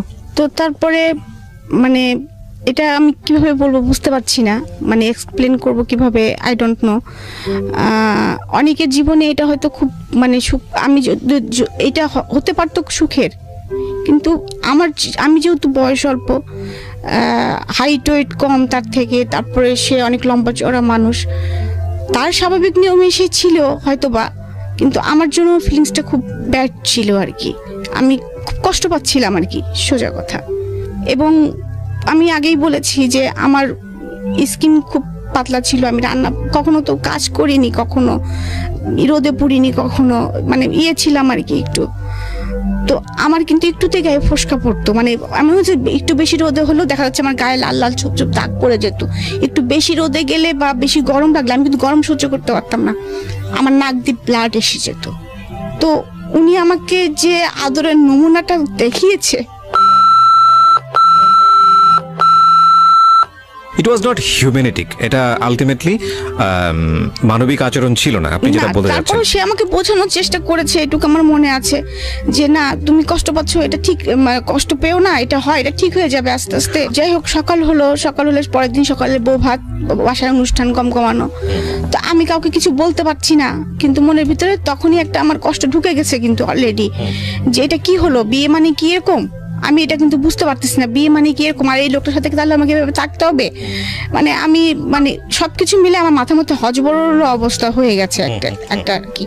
আর আমি খালি অপেক্ষা করতেছি কখন বাবা মা আসবে, কখন কে আসবে, মানে আমি অপেক্ষা করে আছি আর কি। মানে আমার ভালো লাগছে না, সোজা কথা ভালো লাগছে না। আমি সকালেও তেমন ভাবে খাচ্ছি না, কিন্তু আমার হাজবেন্ড দেখতে সকালবেলা থেকে স্বাভাবিক, সে ঘুরতেছে, সবার হাতে কথা বলতেছে আর কি, আমার অন্যদের আমার ঘরে আসতেছে, সব কিছু স্বাভাবিক, অনুষ্ঠান সব কিছু স্বাভাবিক। এবং একসময় আমার বাবা মা আসার পরেও আমি ওই অবস্থায় দেখা যাচ্ছে আমাকে মানে স্টেজ করে যেখানে বসিয়ে রাখা হয়েছে, আমি তো খুব ক্লোজ ভাবে তখন বাবা মার সঙ্গে কিছু বলতে পারছি না। আর আমার বাবা কেন যেন ওই দিনের পর থেকে তার চেহারাটা চোর হয়ে গেছিল আর কি। চোর বলবো কেন, মানে আমার দিকে চোখ কিরকম লুকা ছাপা, চোর বলবো না, লুকো ছাপা আর কি। মানে হয়তো বা আমার দিকে তাকালে তার চোখ জলে ভরে উঠতেছিল, এমন কিছু হচ্ছে হয়তো বা সে নিজেকে হাইড করছে। হ্যাঁ, আমি তো কিছু বলতেও পারছি না কাউকে। শুধু ছোট ফুপুটা আমার ফ্রেন্ড তো, সে আসার পরে তখন আমাকে বলতেছে, আমাকে তো বললাম যে অনেকে মনা বলে ডাকতো, তো আমাকে বলতেছে মনা কেমন আছো। হ্যাঁ, তো আমি বলছি যে ফুপু আমার না ভালো লাগেনি, আমার সারা রাত ঘুম হয়নি, হ্যাঁ তোমরা আমাকে আজকে নিয়ে যাবা তো। হ্যাঁ, তো বলছে হ্যাঁ আজকে নিয়ে যাবে, মিয়া ভাই বলেছে আজকে তোমাকে নিয়ে যাবে, যে আমাকে সহকারে আজকে নিয়ে যাবে। আমি এবার ওকে বলছি কি ফুপু শোনো, ওই লোকটাকে নিয়ে যাওয়ার দরকার নেই, আমাকে নিয়ে যাও, হ্যাঁ বাবাকে আস্তে করে বলে এসো, ওনাকে নিয়ে যাওয়ার দরকার নেই। মানে এইভাবে আর কি। আমি তো আসলে বুঝতেছি না, আমি ওই লোকটা আমার সঙ্গে গেলেই মনে হলো যে আমার একটা ব্যাড ফিলিংস, ওই লোকটাকে নিয়ে যাওয়ার দরকার নেই, এই জন্য ফুপুকে আস্তে করে কানে কানে এটা বলতেছি। যাই হোক ওই দিনকার অনুষ্ঠানে মিটে টিটে গেল, তারপরে আমাদেরকে নিয়ে যাওয়া হলো। তো আমার আমার আমার বেডরুমেই আমি ছিলাম আর কি। সেখানেও আমার বাবা মা তো আর কোনো কিছু খেয়াল করে না। আমার বাবা মার ধুম লেগে গেছে, বাড়িতে অনেক লোক, পুপুরা ধুম লেগে গেছে যে জামাকে কোন পিঠা খাওয়াবে, জামাকে নতুন জামা ফার্স্ট আসছে আমাদের বাড়িতে, যৌথ পরিবারের জামাই গেলে এটা একটা মানে মজা আছে। আমাদের বাড়িতে একদম মনে করেন যে আনন্দ উৎসব। আর আমি হয়েছে কি যে এই একদিন দুই দিনে মানে আমার ফ্যামিলি থেকে যেহেতু আমি একটু দূরে, আমি আমার ফুপু ফুপাতো ভাই বোন টোন এদের পেয়ে ওদের সাথে সবসময় থাকি, ওদেরকে পেয়ে আমার জামার কথা আমি ভুলে গেছি। মানে এমনিও তোর কথা আমার মনে থাকার কথাই না, তারপরে ও যে আমার সাথে একজন লোক আসছে তার থেকে আমার কোনো ইয়ে নাই। আমি কিন্তু ওদের সাথেই মানে বাসায় যে ঢুকেই আগে আমি কিন্তু শাড়িটা খুলছি, খুলে আগে কিন্তু আমি স্কার্ট পরে ফেলছি, বুঝছেন, ফেলে আমি আমার মতো মানে আবার দৌড়ানো শুরু করছি ঘরের মধ্যে। একবার এর সাথে এই গল্প করে, ওর সাথে ওই গল্প করি। কিন্তু এর মধ্যে হঠাৎ করে আমার এক ফুফাতো ভাই, ওর সাথে খুব ফ্রেন্ডলি সম্পর্ক ছিল, আমার থেকে 2 বছরের বড়। তো ও আমাকে জিজ্ঞেস করতেছে, মনি তোর মুখ চুপ দেখে তো ভালো, ওই যে বললাম আপনাকে যেটা সাইন দেখে, বলছে ভালো লাগতেছে না তো। হ্যাঁ তখন আমি বলতেছি কি যে ভাই জানো লোকটা না একটু ভালো না, হ্যাঁ লোকটা না খুব খারাপ, অনেক চরিত্র খারাপ। এভাবে বলতেছি লোকটা। হ্যাঁ আমি বাংলা সিনেমা ভিলেন দেখো না, ওই রকম জানো, এখন এরকম বলতেছি। তো বলার পরে তখন আমার ভাই আবার হাসতে বলছে কই, মানে আমাকে সান্ত্বনা আমি তো দেখলাম যে মিঠুন চক্রবর্তীর মতো। হ্যাঁ এরকম আর কি কথাবার্তা হচ্ছে। যাই হোক আমার সংসারটা এইভাবে আর কি আগায় যাচ্ছে। আমি শ্বশুর বাড়িতে যাই আসি, বাবার বাড়িতেও থাকি, কিন্তু আমি কিন্তু এগুলো আসলে তখন কিন্তু বুঝি না যে শ্বশুর বাড়ি গেলে কাজ করতে হয় কি করতে না হয়। আমার হাজবেন্ড সকালবেলা অফিসে চলে যান, আমি হয়তো গুসল করে। উনি কি ছিল, পেশা কি ছিল? উনি ছিল তখন অ্যাসিস্ট্যান্ট ইঞ্জিনিয়ার। হ্যাঁ উনি হচ্ছে বিএসসি ইঞ্জিনিয়ার যেটা বলে আর কি আপনার পানি উন্নয়ন বোর্ডের। তো আমি তখনও কিন্তু বুঝি না, তা আমি নাস্তা খাই, ছোট ননদের সাথে সময় পাস করি। কিন্তু আমার শাশুড়ি মনে মনে খুব খেপে যাচ্ছেন। হ্যাঁ আমি এখন জানি আর কি উনি খুব খেপে যাচ্ছেন, কি বউ বিয়ে করে নিয়ে আসলাম, শাশুড়ি কি করতেছে তাও উকি দিয়ে দেখে না, বাড়ির কে কি করতেছে উকি দিয়ে দেখে না, ঘুম থেকে দেরি করে ওঠে, নামাজ পড়ে না, হ্যাঁ মানে নখ পালিশ লাগায় বসে থাকে, হ্যাঁ নাক ফুটো করা নাই, হ্যাঁ এরকম অনেক কিছু আর কি। তো ওই দিন উনি খুব হঠাৎ করে খুব লাউড হয়ে গেলেন, আমারে বলতেছে এই তোমারে কি খালি শোকেসে সাজা রাখার জন্য নিয়ে আসা হয়েছে নাকি, তুমি খালি ঘরের মধ্যে বসে বসে মান্দাদের হেমন্তের না কি কার গান শুনো, হ্যাঁ তোমার হাজবেন্ড খাবে সেটা তোমার খেয়াল রাখতে হয় না, তোমার যে 5টা ননদ আছে তারা কলেজে যাচ্ছে ভার্সিটিতে যাচ্ছে তুমি সেগুলো খেয়াল রাখবা না, হ্যাঁ তুমি নিজেকে নিয়ে সবসময় বসে থাকো, হাতে নখ পলিশ মাখিয়ে বসে থাকো, মানে এরকম করে আমার সাথে খুব চিল্লাপাল্লা করতেছে এই কয়েকদিনের মধ্যেই, মানে 15-20 দিনের পরেই। আচ্ছা আমি কিন্তু বুঝতে পারতেছি না, আমি একদম থতমত খেয়ে হা করে বসে আছি যে আমাকে এই ধরনের হয়তো কেউ কখনো বলেনি। হ্যাঁ আমি তো আসলে এরকম কথা কোনোদিন বলে নাই আমাকে কেউ। তো আমি খুব মন খারাপ করে ওনার দিকে তাকায় আসলে উনি কি বলতেছে, আমি বলতেছি মা আমার নাক ফুটো নেই সেই জন্য রাগ করতেছেন, আমি এটাও বুঝি নাই। যখন বলছে এই মেয়ের নাক ফুটো নাই, আমি নাক ফুটো জানো না, জানে হ্যাঁ কি বাড়িতে বিয়ে দিছি, মেয়ের হচ্ছে নাক ফুটো না থাকলে ছেলের অমঙ্গল হয় এটা জানে না, এরকম বলতেছে। তা আমি বলছি এটার জন্য মনে উনি রাগ করছে। তা আমি বললাম ওই যে জেদি ছিলাম, আমি নাক ফুটোর যখন এতই সমস্যা, আচ্ছা ঠিক আছে। আমি একদম নিজের যে ঘরটায় থাকতাম, এমনকি আমি ওই ঘরে যখন যে ঘরটাকে আমাকে থাকতে দেওয়া হয়েছে, যে সেই ঘরটার পরিবেশটা এরকম ছিল যে একটা শুধু খাট, ড্রেসিং টেবিল নাই কোনো, একটা টেবিল আর একটা স্টিলের আলমারি, আর কিছু নেই ওই ঘরে। ও আর একটা আলনা ছিল, যে আমি কখনো মানে আমার ঘরটা তো অনেক সাজানো গোছানো, তখনকার সময় চেস্টের ড্রয়ার একদম ম্যাচিং করা কিছু। তখন এইটা আমার বাবা মা কিন্তু খেয়াল করেছে, আমার বাবা মা খেয়াল করেছে এবং তারা কিছু বলেনি, এবং তারা কিন্তু অলরেডি ফার্নিচারের অর্ডার দিয়েছে আমার জন্য আর কি। এবং আমার ঘরে যে ওই বাসায় যে রঙিন টিভি নাই এটাও খেয়াল করেছে তারা, সাদা কালো টিভি দেখে তারা। ফ্রিজ একটা ছোট, কিন্তু বাড়ি কিন্তু 4 বাড়ি, 2টা ফ্লোর নিয়ে আমরা থাকি, কিন্তু ফার্নিচারের ডিজাইনগুলো সব পুরাতন এরকম আর কি। আচ্ছা জাস্ট লাইক বাবারা হয়তো এটা খেয়াল করেছে।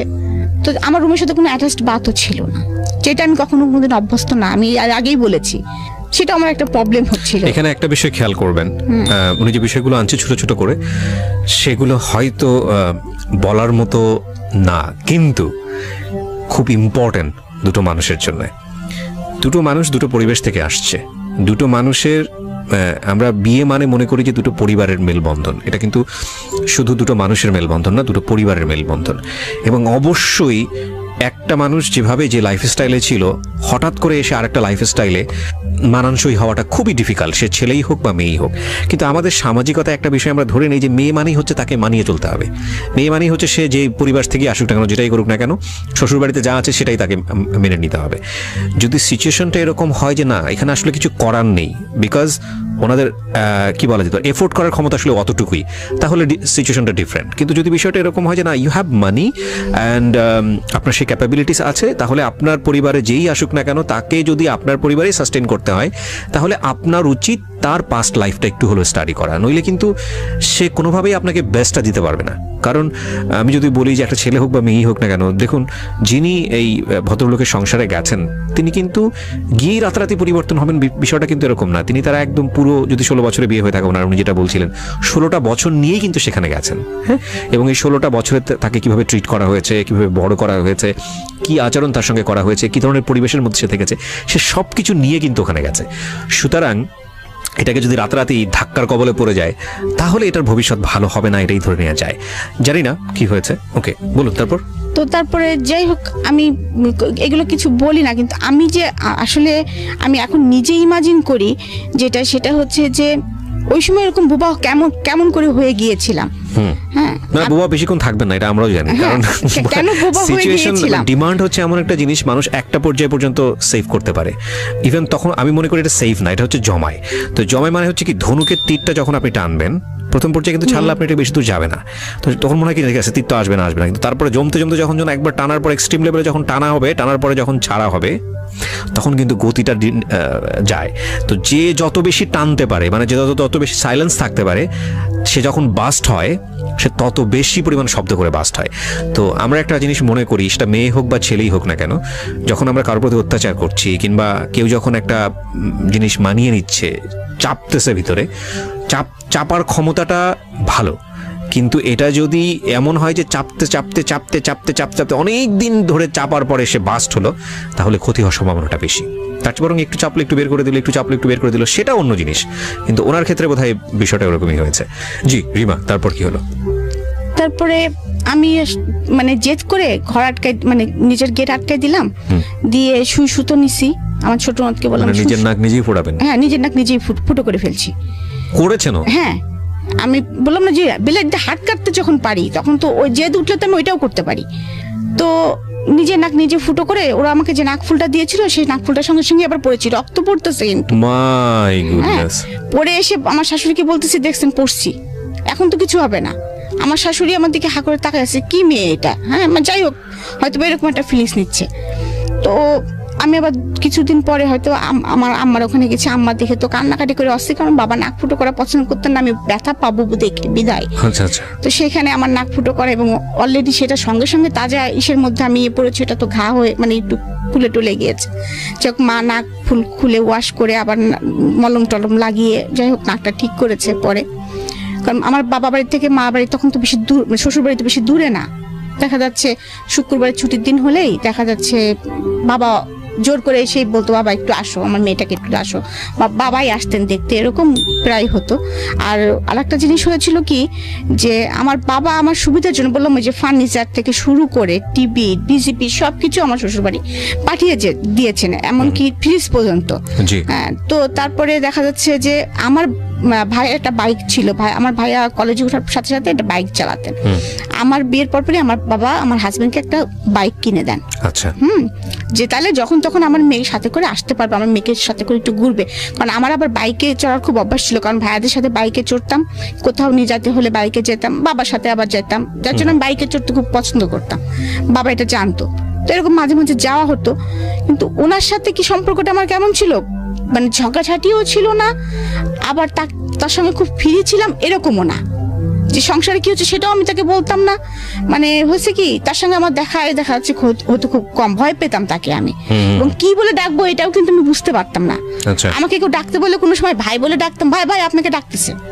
আবার কখনো বলতাম কি দাদা ভাই দাদা ভাই আপনাকে ডাকতেছে, এরকম বুঝতাম না আর কি। এটার জন্য বকা খাইতাম, মাঝে মাঝে নাম ধরেও ডেকে ফেলতাম। আচ্ছা। হ্যাঁ, তো আমার শাশুড়িটা নিয়ে বকাও দিত। হ্যাঁ, তো এরকম একদিন এরকম চলতেছে আমার সংসার আর কি, বকাঝকা খাচ্ছি, বুঝতে পারতেছি না কি হচ্ছে না হচ্ছে। আম্মার কাছে মাঝে মাঝে যাই, বলতেছি আম্মা এরকম বকা দেয় কেন ওনারা, আমি তো কাজ করতে পারি না। হ্যাঁ, এরকম বলি।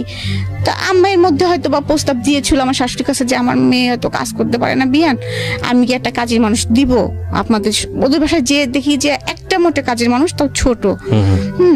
আমার শাশুড়ি অনেক কাজ করেন, আমার অনেকরাও দেখলাম যে অনেক কাজ টাজ করেন, সেখানে আমি কিছুই করি না, সেটা তো আসলেই কথা শোনানোর মতোই আর কি। যাই হোক, আমার বেসিক্যালি তখন সেটা মনে হয়েছে আর কি। হ্যাঁ, তো তারপরে এরকম করতে করতে তারপরে হঠাৎ করে একদিন আমার শাশুড়ি বললো হ্যাঁ তুমি একটু রান্না বাড়া দেখো না, এরকম। যাই হোক, এরকম বলতেছে। তার আবার একটু মাঝে মাঝে প্রবলেম হতো, বুকে পেন টেন করতো, এরকম। আমার কষ্ট হয় একা একা। তখন আপনার লেখাপড়ার কি অবস্থা? তখন লেখাপড়ার অবস্থা হচ্ছে আমি কলেজ টোটালি অফ করে দিয়েছি, সেকেন্ড ইয়ারে পরীক্ষা দিয়ে কলেজে যাওয়াই হয় না। মানে সেকেন্ড ইয়ার ফাইনাল পরীক্ষা দিয়ে? না, ফার্স্ট ইয়ার ফাইনাল পরীক্ষা দিয়ে সেকেন্ড ইয়ারে উঠেছি। ওঠার পরে আপনি আর যাচ্ছেন না? যাচ্ছি না। ওকে। আসলে আমি তখন আসলে বুঝতে পারছিলাম না আসলে যে আমার কি করণীয়। তো আমার মনে হচ্ছিল যে হয়তো বা মাকে বলতাম যে মা আমার কাজটা করলে মনে হয় ভালো হয়, উনি তো একটু রাগটা করে।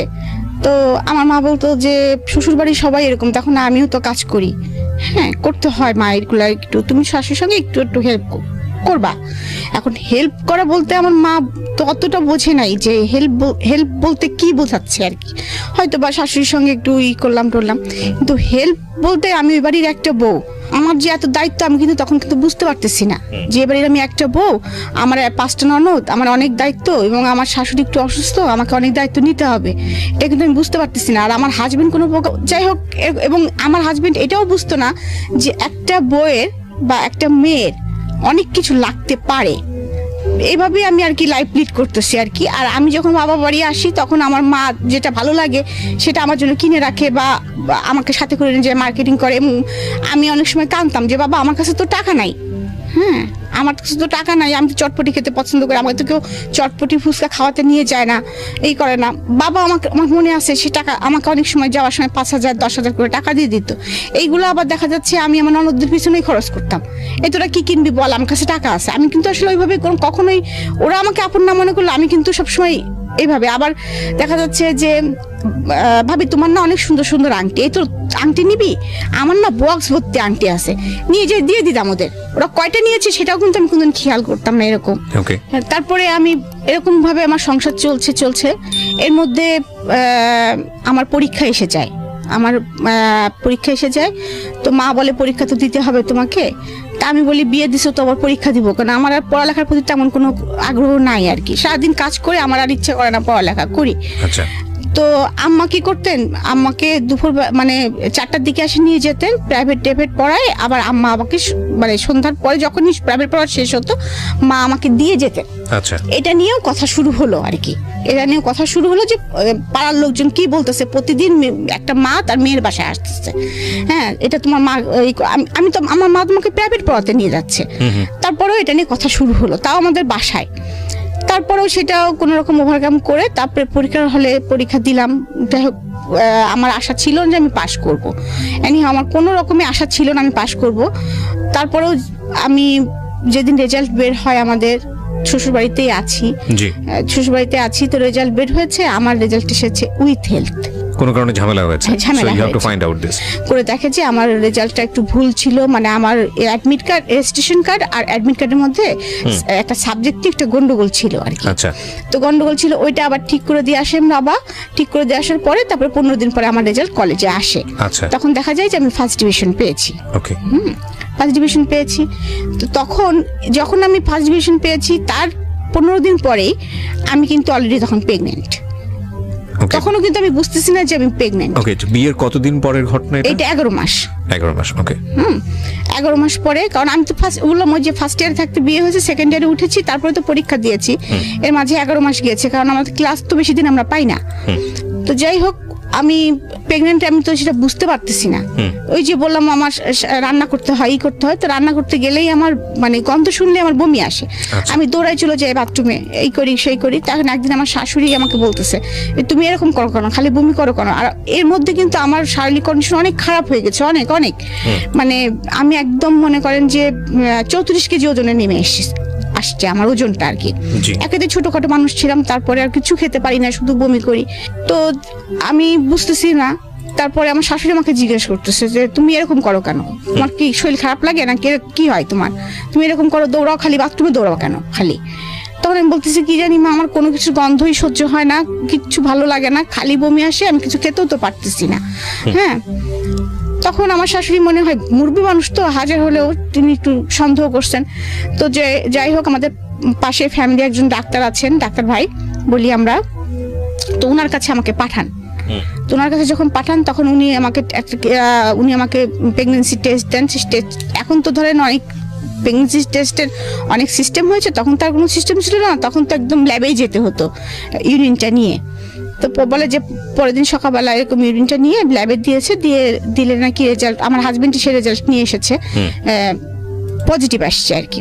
আচ্ছা, পজিটিভ আসছে। তো সেটা নিয়ে আবার ডাক্তার ভাইয়ের কাছে দেওয়া হয়েছে। তখন ডাক্তার ভাই আমার শাশুড়ি বলছে আমি যেতে পারবো না, যেহেতু এরকম একটা বিষয়, তোমাদের হাজবেন্ড ওয়াইফের বিষয় যেহেতু, তো তোমরা দুজনা যাও, ডাক্তার ভাইয়ের কাছে তোমরা দুজনাই যাও।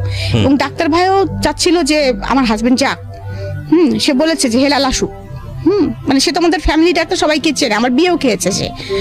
তো আমরা যখন গিয়েছি তার কাছে, সে তখন বলছে যে হেলাল তুমি এটা কি করলা? ফার্স্ট কথাই ছিল তার এটা, যে তুমি এটা কি করলা? তখন আমার হাজবেন্ড তো চুপচাপ। তো বলতেছে যে তোমাকে আমি বিয়ের সময় বলেছিলাম যে হেলাল তুমি ছোট একটা মেয়ে বিয়ে করতেছো, কেন করতেছো? মিনিমাম তোমার এদের সঙ্গে যায় এমন একটা মেয়ে বিয়ে করো। তারপরে আবার এই মেয়েটা এখন প্রেগনেন্ট। হ্যাঁ, তার ওয়েট এত কম, এবং এই বাচ্চাটাকে সে কি দিবে? পেটের ভিতর থেকে মার যে খাবারটা সে নিবে। মানে ডাক্তার ভাই আমার সময় যে কথাগুলো বলতেছে আমি সেটাই আর কি বলতেছি, তখন তো অত কিছু বুঝি না। হ্যাঁ, তো সেই সামর্থ্য তো মনে হচ্ছে এই মেয়েটার নাই। আর তারপরেও তো বমি করতেছে একভাবে, ওকে তো ইমিডিয়েটলি এখন স্যালাইন দেওয়ার ব্যবস্থা করা উচিত, তো পানি শূন্যতা হয়ে গেছে শরীরে এখন, এরকম অবস্থা আর কি। যাই হোক, তুমি কি এই বাচ্চাটা নিতে চাও? নিলে কিন্তু সমস্যা হবে, হয়তো বা ওর লাইফ রিস্ক হতে পারে, মেবি এরকম একটা কথা বলে। তা আমার হাজবেন্ড বাসায় এসে উল্টা মেজাজ দেখাচ্ছে, কেন মানে আমি যেন পাপ করে ফেলছি।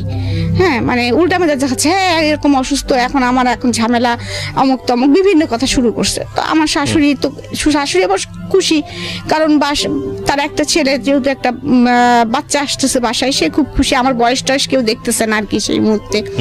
সে আবার আমার TNT-তে ফোন করে আমার মাকে ডেকে নিয়ে আসছে, বিয়ান এরকম সুসংবাদ আছে, শিগগিরই আসেন। তো আমার মা এসেছে, আমরা কি দুজন মিলে একটা বাচ্চা পালতে পারবো না? হ্যাঁ, ও ছোট হয়েছে তো কি হয়েছে, হেলাল এরকম চিল্লাপাল্লা করতেছে, আপনি আপনার জামাই একটু বোঝান, এরকম বলতেছে। আমার শাশুড়ি তখন খুব ভালো মুডে আছেন আর কি তিনি। তো আমার মা না আসলে তখন নাও বলতে পারতেছে না, হ্যাঁও বলতে পারতেছে না। তিনি একবার আমার কথা ভাবতেছেন, আবার ওই সংসারটার কথাও ভাবতেছেন, যে তাদের মধ্যে আনন্দ, আর এদিকে আবার চিন্তা করতেছেন যে আমার মেয়েটা তো আসলে এই অবস্থা, কিছু খেতে পারে। তখন আমার এর মধ্যে মা বলছে কি, তাহলে আমি আমার মেয়েটাকে নিয়ে যাই বিয়ান, আমি নিয়ে যাই, তো এই অবস্থা।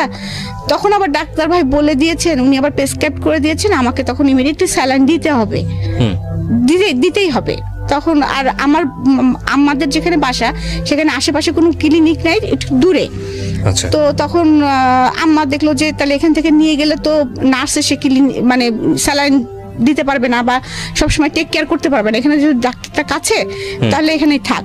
তো আমার স্যালাইন চলতেছে, করতেছে, কিন্তু আমার শাশুড়ি কিন্তু কখনো এসে আমার যে স্যালাইন চলতেছে করতেছে আমার পাশে বসা বা মাথায় হাত দেওয়া, বা আমার হাজবেন্ড ওই ঘরে ঢুকে না। হ্যাঁ, সে ডিস্টার্ব হবে দেখে সে তার মতো থাকে, রাত্রে স্যালাইন খুলতে হবে, করতে হবে, অনেক ঝামেলা। এগুলো আমার ছোট নোট থাকে আমার পাশে, মাঝে মাঝে আমার শ্বশুর একটু দেখাশোনা করেন। আর দেখা যাচ্ছে যে ওই যে সার্বক্ষণিক যে নার্সটা ছিল উনি দেখাশোনা করতেন, কিন্তু আমার বমি কিন্তু কখনোই অফ হয় নাই। তো এর মধ্যে আমার আবার একটু ব্লাড যাচ্ছে, আচ্ছা, একটু মানে রিস্কি যে ব্যাপারটা, হ্যাঁ ব্লাড যাচ্ছে।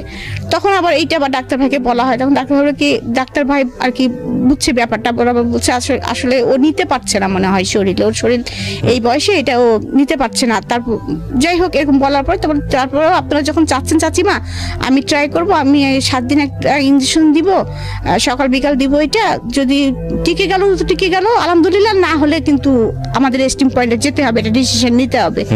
তখন আমার মা, আমার তো একদম তখন মনে করেন বিছনা থেকে ওঠা নিষেধ, একদম বেড রেস্ট। তো আমার মা, আমার শ্বশুরবাড়ির যেরকম পরিবেশ, আমার মা যে আমার কাছে থাকবেন সেটাও পারতেছেন না। হ্যাঁ, কারণ কি কথা শোনাবে কে, মানে ওরা খুব কথা শোনাতেন, এটাই হচ্ছে প্রবলেম। মানে আসলে খুব কথা শোনাতেন, এখনো তাদের সেই স্বভাবটা আছে আর কি। তো ওই ভয়তে আমার মা আবার খুব বললাম যে চুপচাপ, আম্মা তো অত মানে কথা পছন্দ না আর কি তার। তো এই অবস্থায় যাই হোক আমার আস্তে আস্তে আমি ওই সিচুয়েশনটা পার করছি, কোনো রকম 7 মাস চলে গেছে আর কি। যাওয়ার পরে তারপরে 7 মাসের পরে আমাকে আমার বাবা মা এসে আমাদের দেশে একটা আনুষ্ঠানিকতা করে, সাথ দেয়, সেটা করে অনেক অনুষ্ঠান করে শ্বশুরবাড়ির লোকদের কাপড় চুপড় দিতে হয়, তারপরে ওই খাসি টাসি, তারপরে এই যে মাছ টাছ অনেক কিছু দিতে হয়, কি কি দিতে হয় আমি অত জানতাম না তখন। সেগুলো দিয়ে আমার বাবা মা অনুষ্ঠান করে নিয়ে আমাকে নিয়ে গেছেন। তখন আমার বাবার আবার পোস্টিং ছিল মাগুরাতে, তো মাগুরাতে নিয়ে গেছেন। মাগুরাতে নিয়ে যাওয়ার পর যখন আমার 2 মামা শুনেছে যে আমি এরকম অবস্থা, তখন আমার 2 মামা, তাদের আবার নিজেদের প্রাইভেট কার ছিল, তো তোমরা মানে খুলনায় থাকতো, খুলনা থেকে মাগুরা তো বেশি দূর না, তো চলে এসেছে আমাকে দেখার জন্য। এসে তো চিল্লাপাল্লা, বুধ এটা কি হলো, আর তোমরা মাগুরায় আনছো কিভাবে, হয় কুষ্টিয়া রাখতা। তো তারপরে যাই হোক আমার মামারা আমাকে খুলনাতে নিয়ে যায় এক প্রকার জেদ করে, কারণ মামাদেরও কোনো মেয়ে ছিল না, 2 মামারই 2টা করে ছেলে। তো ওখানে যে আমার হাজবেন্ডের পোস্টিং তখন আবার বাগেরহাট, আচ্ছা, তার জন্য একটু সুবিধা। তো যাই হোক আমার বেবিটা হলো, মানে আমি বেবিটা হতে যে অনেক কষ্ট পেয়েছি, বেবিটার ওয়েট অনেক বেশি ছিল, মানে কারণ আমার বেবিটা কিন্তু এখনো 5 ফিট 5 ইঞ্চি 5.5 ইঞ্চির উপরে লম্বা। আচ্ছা, আমার ফার্স্ট মেয়ে, ওকে, যিনি এখন নর্থ সাউথে পড়ছে। জি জি, ওকে। সো প্রিয় শ্রোতা, আমরা এখানে একটা বিরতি নিতে চাই। কোথাকার গল্প কোথায় গিয়ে ঠেকেছে সেটাই হচ্ছে দেখার বিষয়। আমরা আরো আধা ঘন্টারও বেশি সময় আপনাদের সঙ্গে আছি, এবং আপনারা যা ভাবছেন গল্পটা লেগেছিল আর কি, এটাই স্বাভাবিক, কষ্ট লাগাটাই স্বাভাবিক। হ্যাঁ, আমি হচ্ছে বাচ্চা মানুষ করতে তখন তো অত এক্সপার্ট না, তা আম্মাদের ওখানে বেশি থাকতাম, কখনো শ্বশুরবাড়ি যেতাম, কখনো আম্মাদের ওখানে থাকতাম। তো এরকম করতে করতে সময় যাচ্ছিল, কিন্তু হচ্ছিল কি আমি শ্বশুরবাড়ি যখন থাকছিলাম তখন তো আমার ননদদের আরো বিয়ে হয়েছে, সবারই বাচ্চা কাচ্চা আছে। আমার বাচ্চাটা যদি একটু ভুল করে ফেলতো বা একটু অন্যায় করে ফেলতো, আমি কেন জানি তখন যেন খুব ক্রেজি হয়ে গিয়েছিলাম। আর আমার হাজবেন্ড তো বাসায় থাকতো না, আমি শ্বশুরবাড়ি থাকতাম। আমার লেখাপড়া কিন্তু তখনও কন্টিনিউ, হ্যাঁ, আমি কিন্তু তখন অলরেডি পড়তেছি, হ্যাঁ পড়তেছি, বাচ্চা সামলাচ্ছি এবং সংসার, তখন কিন্তু আমি পাকা গৃহিণী হয়ে গেছি। এবং এরকম করতে করতে আমি হচ্ছে যখন মাস্টার্স পরীক্ষা দিব আর কি, ফাইনাল দিব, আমার বড় মেয়েরা ছোট মেয়ের বয়সে ডিফারেন্স হচ্ছে 4.5 বছর। তখন আমি সেকেন্ড বেবি কনসেপ্ট করি। তো তখন সেকেন্ড বেবি কনসেপ্ট করলে তখন সবাই খুব খুশি হয়ে যায়, কিন্তু আমি খুশি হই না। এবার আমি আর খুশি হই না। এবার আমি বুঝে গেছি মাতৃত্বের কি কষ্ট, আর আমি বুঝে গেছি যে এই সংসারে আমার কি অবস্থান।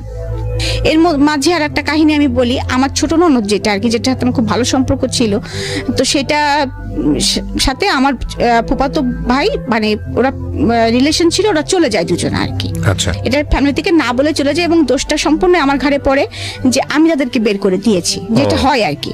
এবং এটা নিয়ে অনেক গ্যাঞ্জাম হয় ফ্যামিলিতে, অনেক কিছু হয়। আমাকে আমার হাজবেন্ড মারধরও করে, হ্যাঁ। তারপরে একটা টাইমে আমার বাবা কিন্তু আমাকে নিয়ে আসার মানে ওরা আমাকে আর রাখবে না, ওদের মেয়েকে ফেরত না দিলে, মানে এরকম ফ্যামিলি আর কি ট্র্যাজেডি চলতেছে। আমার হাজবেন্ড আমাকে মিনিমাম মনে হয় 6 মাস দেখতে আসেনি, আমার বাচ্চাটার কোনো খোঁজ নেয়নি, কোনো কিছুই করেনি আর কি, সোজা কথা। তো তার মধ্যে আমার বাচ্চাটা, আমি মা বাবার কাছেই ছিলাম। তো এর মধ্যে তারা উকিল নোটিশও কিন্তু পাঠিয়ে দিয়েছিল যে আমাকে ডিভোর্স দিবে, হ্যাঁ। কিন্তু আমার বাবা খুব আপসেট হয়ে গিয়েছিল তার মধ্যে, যে ডিভোর্স দিবে এরকম একটা বিষয়, আমি যেটার জন্য এতদিন মানে এত কষ্ট করে মেয়েকে সংসার করাচ্ছি। তারপরে এইভাবে যাই হোক থার্ড পার্সন মিলে সবকিছু মিলে একসময় যায় আবার জোড়াটা লাগে আর কি, কোনোভাবে এনি হাউ জোড়াটা লাগে। এর মধ্যে আরো তো মনের ভিতরে বিষ ঢুকে গেছে আমার অলরেডি, যেই লোকটা আমার 6 মাস খোঁজ নিল না, আমার বাচ্চাটাকে একবার দেখতে আসলো না, আমি তো কিছুতেই ওর সাথে উকিল নোটিশ পাঠিয়েছিল, এটা আমি জানতাম না, এটা আমি জানতাম না। তো হঠাৎ করে তাদের যেভাবে হোক ফ্যামিলি মিউচুয়ালের মধ্যে যখন আসলো, তখন আমার শ্বশুর বললো যে আপনারা নিয়ে গিয়েছেন, আপনারা দিয়ে যাবেন।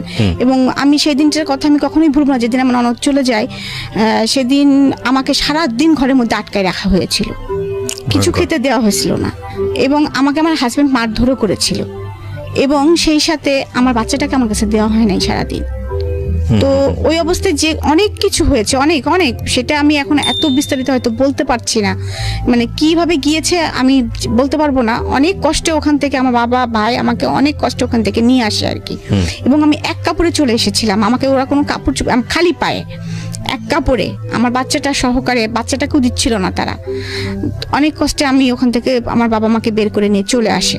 আসার পরে তো অনেক দিন এই যে ওরকম বাবা বাড়ি থাকলাম, করলাম। তার মধ্যে আমি আবার ট্রান্সফার হয়ে আমি যশোরে, তখন বাবার পোস্টিং, তো তখন যশোরে আমাকে ভাই আমাকে মাস্টার্স ভর্তি করে দিয়েছিল, যে আমি তখন মাস্টার্স করতেছি, প্লাস সেই সাথে আমি হচ্ছে মানে আপনার মাস্টার্স করতেছি, সেই সাথে আমি কম্পিউটার শিখতেছি, কম্পিউটার শিখতেছি। তো আর বাচ্চাটা নিয়ে লাইফ লিড করতেছি, এবং মনে মনে একটা সিদ্ধান্ত নিয়ে ফেলছি, তখন তো একটু ম্যাচুরিট হয়ে গেছি, যে আসলে তো ওর কাছ থেকে কোনোদিন ভালোবাসা পাইনি, ওর কাছ থেকে আমি এটাই আশা করতেছিলাম যে হয়তো এরকম ব্যবহারই সে আমার সাথে করবে, তো আমি আমার বাচ্চাটাকে নিয়ে আমি এক প্রকার চলবো আর কি, এরকম একটা চিন্তা ভাবনা করতেছি।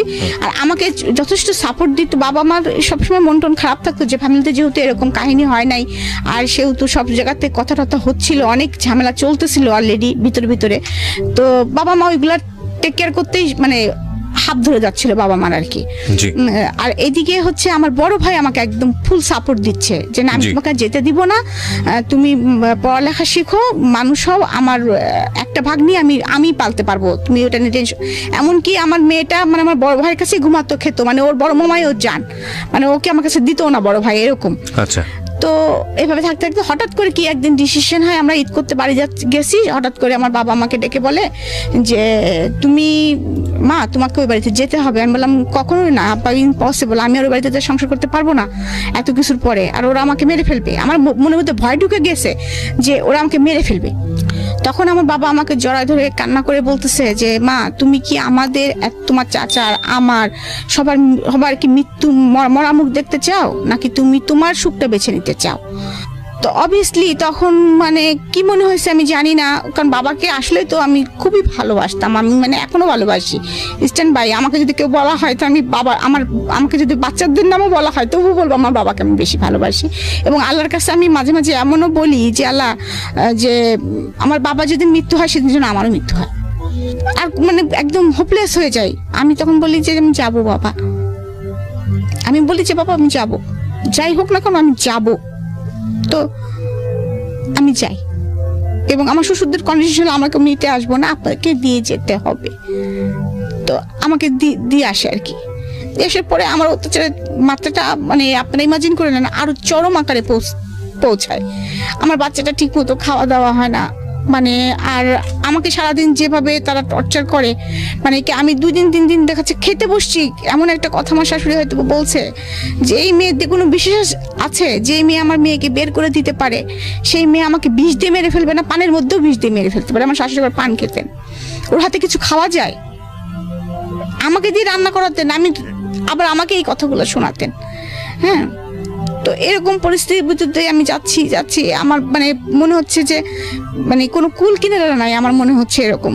তারপরে যাই হোক, এর মাঝে কিছু একটা হয়ে মিল মহব্বত হয়, যাই হোক আবার সংসার করতেছি। আমার ননদের সাথেও তাদের আবার মিউচুয়াল হয়ে যায় আর কি, মিউচুয়াল হয়ে যায়, কিন্তু আমি আর আমার হাজবেন্ড কথা বলতাম না। ও এর মধ্যে এরকম কথা শুনতে আমি একবার হচ্ছে মানে সুইসাইড অ্যাটেম্প করি। তারপরে আমার বাবা সিদ্ধান্ত নেয় না যে আমি আর দিব না। তারপরেও আবার 3-4 মাস ওরকম যায়, তার মধ্যে আমার আবার অসুস্থ হয়ে পড়ি, সেটা হচ্ছে অ্যাপেন্ডিসাইটের অপারেশন হয়। তখন আমার হাজব্যান্ডকে আমার বাবা ফোন করে না, আমি ফোন করি, আমি বলি যে আমার এরকম অপারেশন হচ্ছে, আমি যদি কিছু হয় তুমি আমার বাচ্চাটাকে দেখো, বাবার পরিচয় অ্যাটলিস্ট রেখো, ও নানির কাছে থাকবে, তুমি বাবার পরিচয়টা রাখো। তখনও কিন্তু আমি ছোট বাচ্চা কনসেপ্ট করিনি আর কি, ছোট বাচ্চা কনসেপ্ট করিনি। তখন ওর কেন জানি মনটা নরম হয়, হয়তো বা মানুষ তো, আর এতদিন একসাথে আছে, একটা বাচ্চার বাবাটা আছে, আর মানে এরকম একটা ইয়ে। তো ও আসে, আমাকে পরের দিন সকালবেলা দেখতে আসে যশোরে। দেখতে আসার পরে ও দেখে তারপরে বাসায় যে ও যখন বাসায় যায় আমাদের বাসা থেকে, তো আমার শাশুড়ি আবার দেখছে যে এইটা সুযোগ। তো ও আমার শাশুড়ি আবার আমার হাজবেন্ড নেই দেখে তার জামাই মেয়েকে সে ডেকে নিয়ে আসছে, সে যে তখনই চলে যাবে এটা তারা বুঝতে পারে নাই।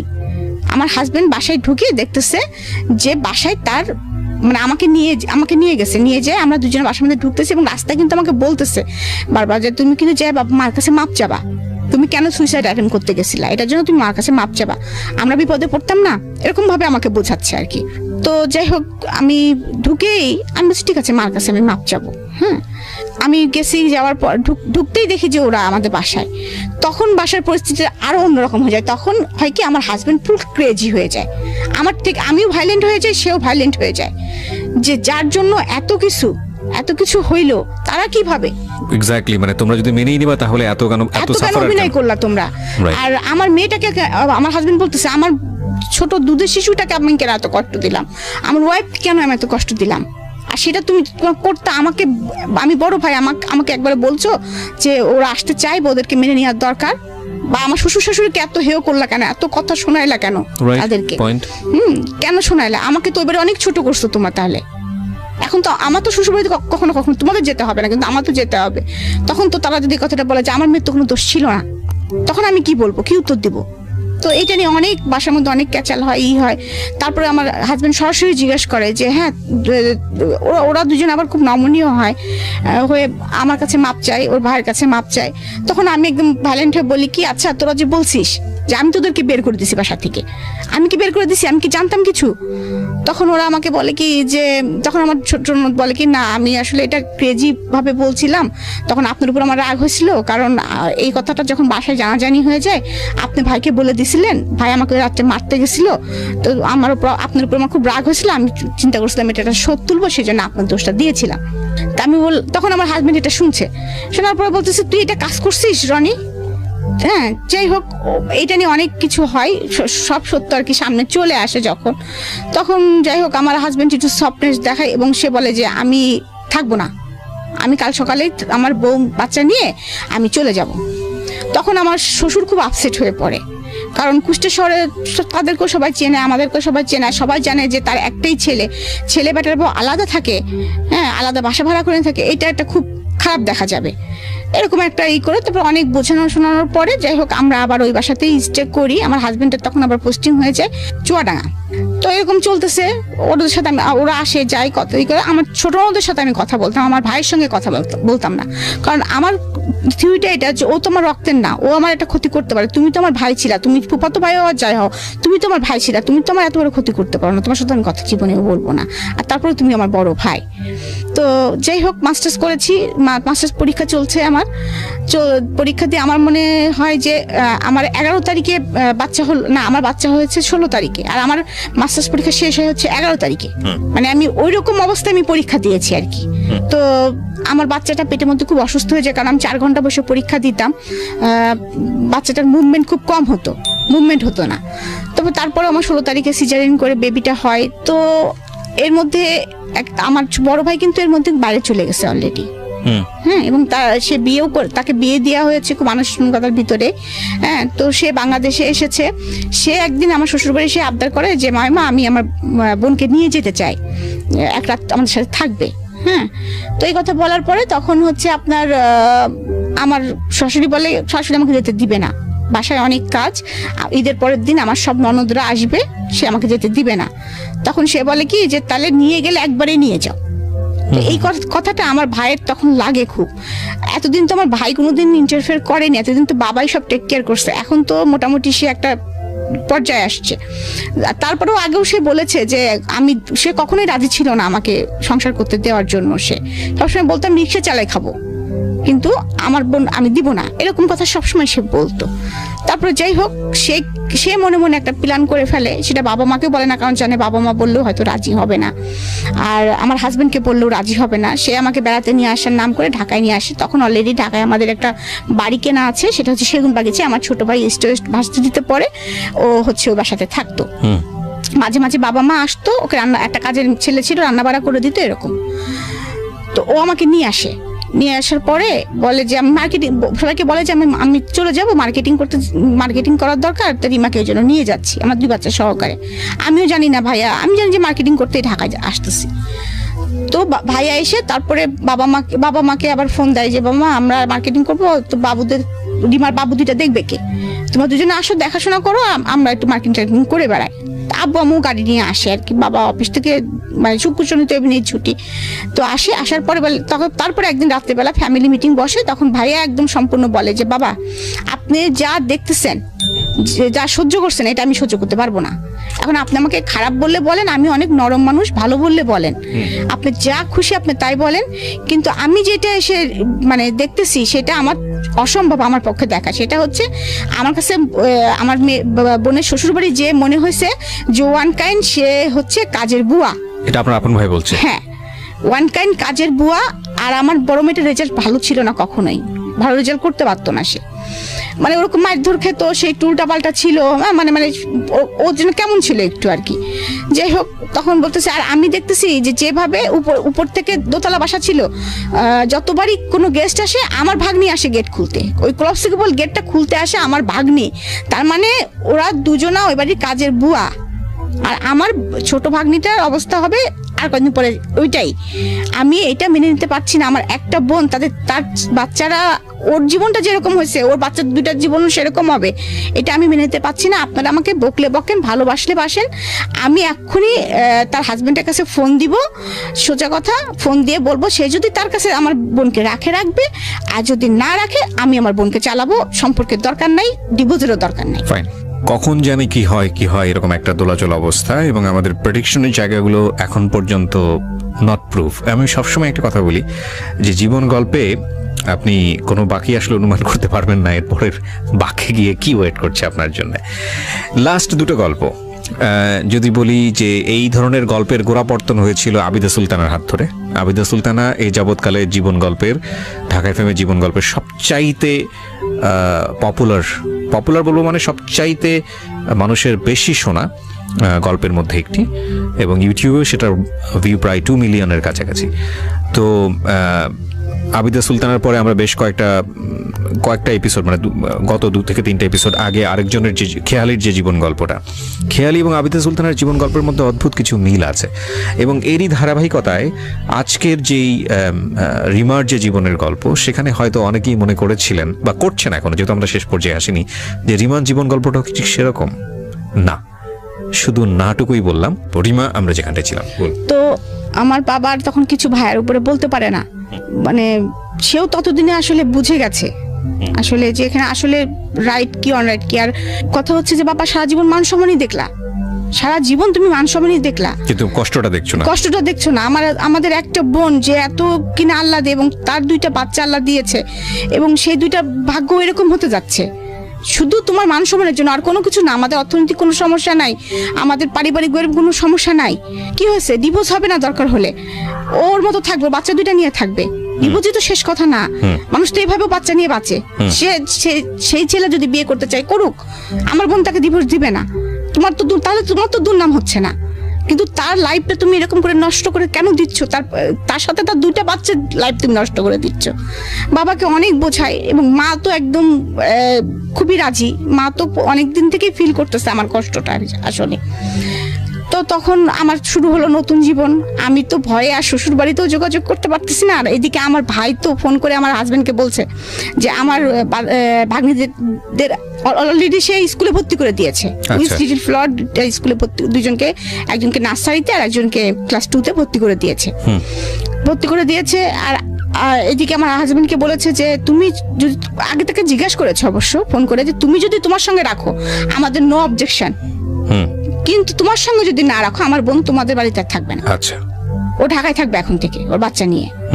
তো এই কথা বলার পরে তুমি কি মতামত দিচ্ছ? তুমি যদি নাও তাহলে আমাদের কোনো কথা নেই। আমার হাজবেন্ড বলে যে সাতক্ষীরার অবস্থা ভালো না, সাতক্ষীরা নোনা এলাকা, আমার বাচ্চা 2টা অসুস্থ হয়ে যাবে, রিমা এসে এখানে শুট করতে পারবে না, আর এখানে অনেক মানে আমি এখানে নিয়ে আসলে ও পারবে না আর কি, সোজা কথা এই কথা বলে। আর কারণ সে কখনোই আসলে কোনো দায়িত্ব নিতে চায় না।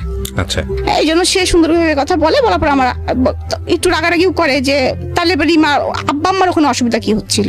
হ্যাঁ, বলে সে অসুবিধা তো তুমি খুব ভালো করে জানো, তোমাকে তো এক্সপ্লেন করার কিছু। আমার বাবার ভাইয়ের সাথে একটু আর কি রাগারাগি হয়েছে আর কি। তো আমার হাজবেন্ড 3 মাস রাগ করে আসেনি ঢাকাতে, আমাদের কোনো খরচও দেয় নাই।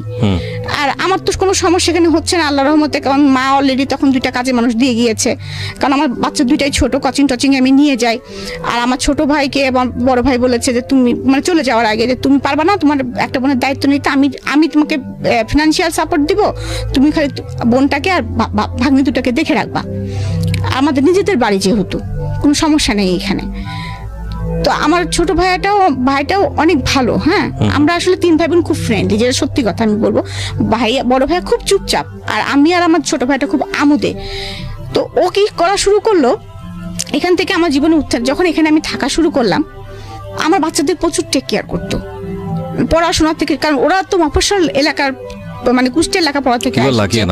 হ্যাঁ, সুতরাং ওদের লেখাপড়াটা, তারপরে ওদের বেড়াতে নিয়ে যাওয়া, যেমন আমার বললাম আমার বড় মেয়েটার মানসিক সমস্যা, মানে ও ডিসিশন নিতে পারতো না, আমি ওই মাংসটাকে আমি নিব না, মানে ওইটা যে ওইটাও কোনো সময় আদায় করতে পারতো না, এরকম মানসিকতা হয়ে গেছিল দাদি বাড়ি থাকতে থাকতে ওর।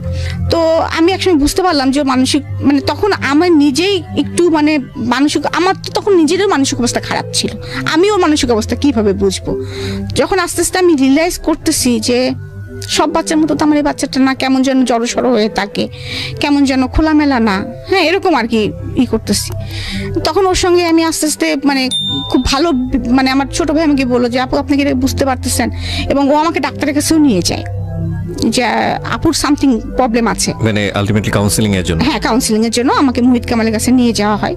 তখন উনি যেভাবে হয়তো ভাইকে বলছিলেন বা আমাকে কিছু ওষুধ টষুধ দিয়েছিলেন এবং বলেছিলেন যে আসলে দীর্ঘদিনের না পাওয়ার সমস্যাটা থেকে ওর ভিতরে অনেক ক্ষোভ সৃষ্টি হয়েছে।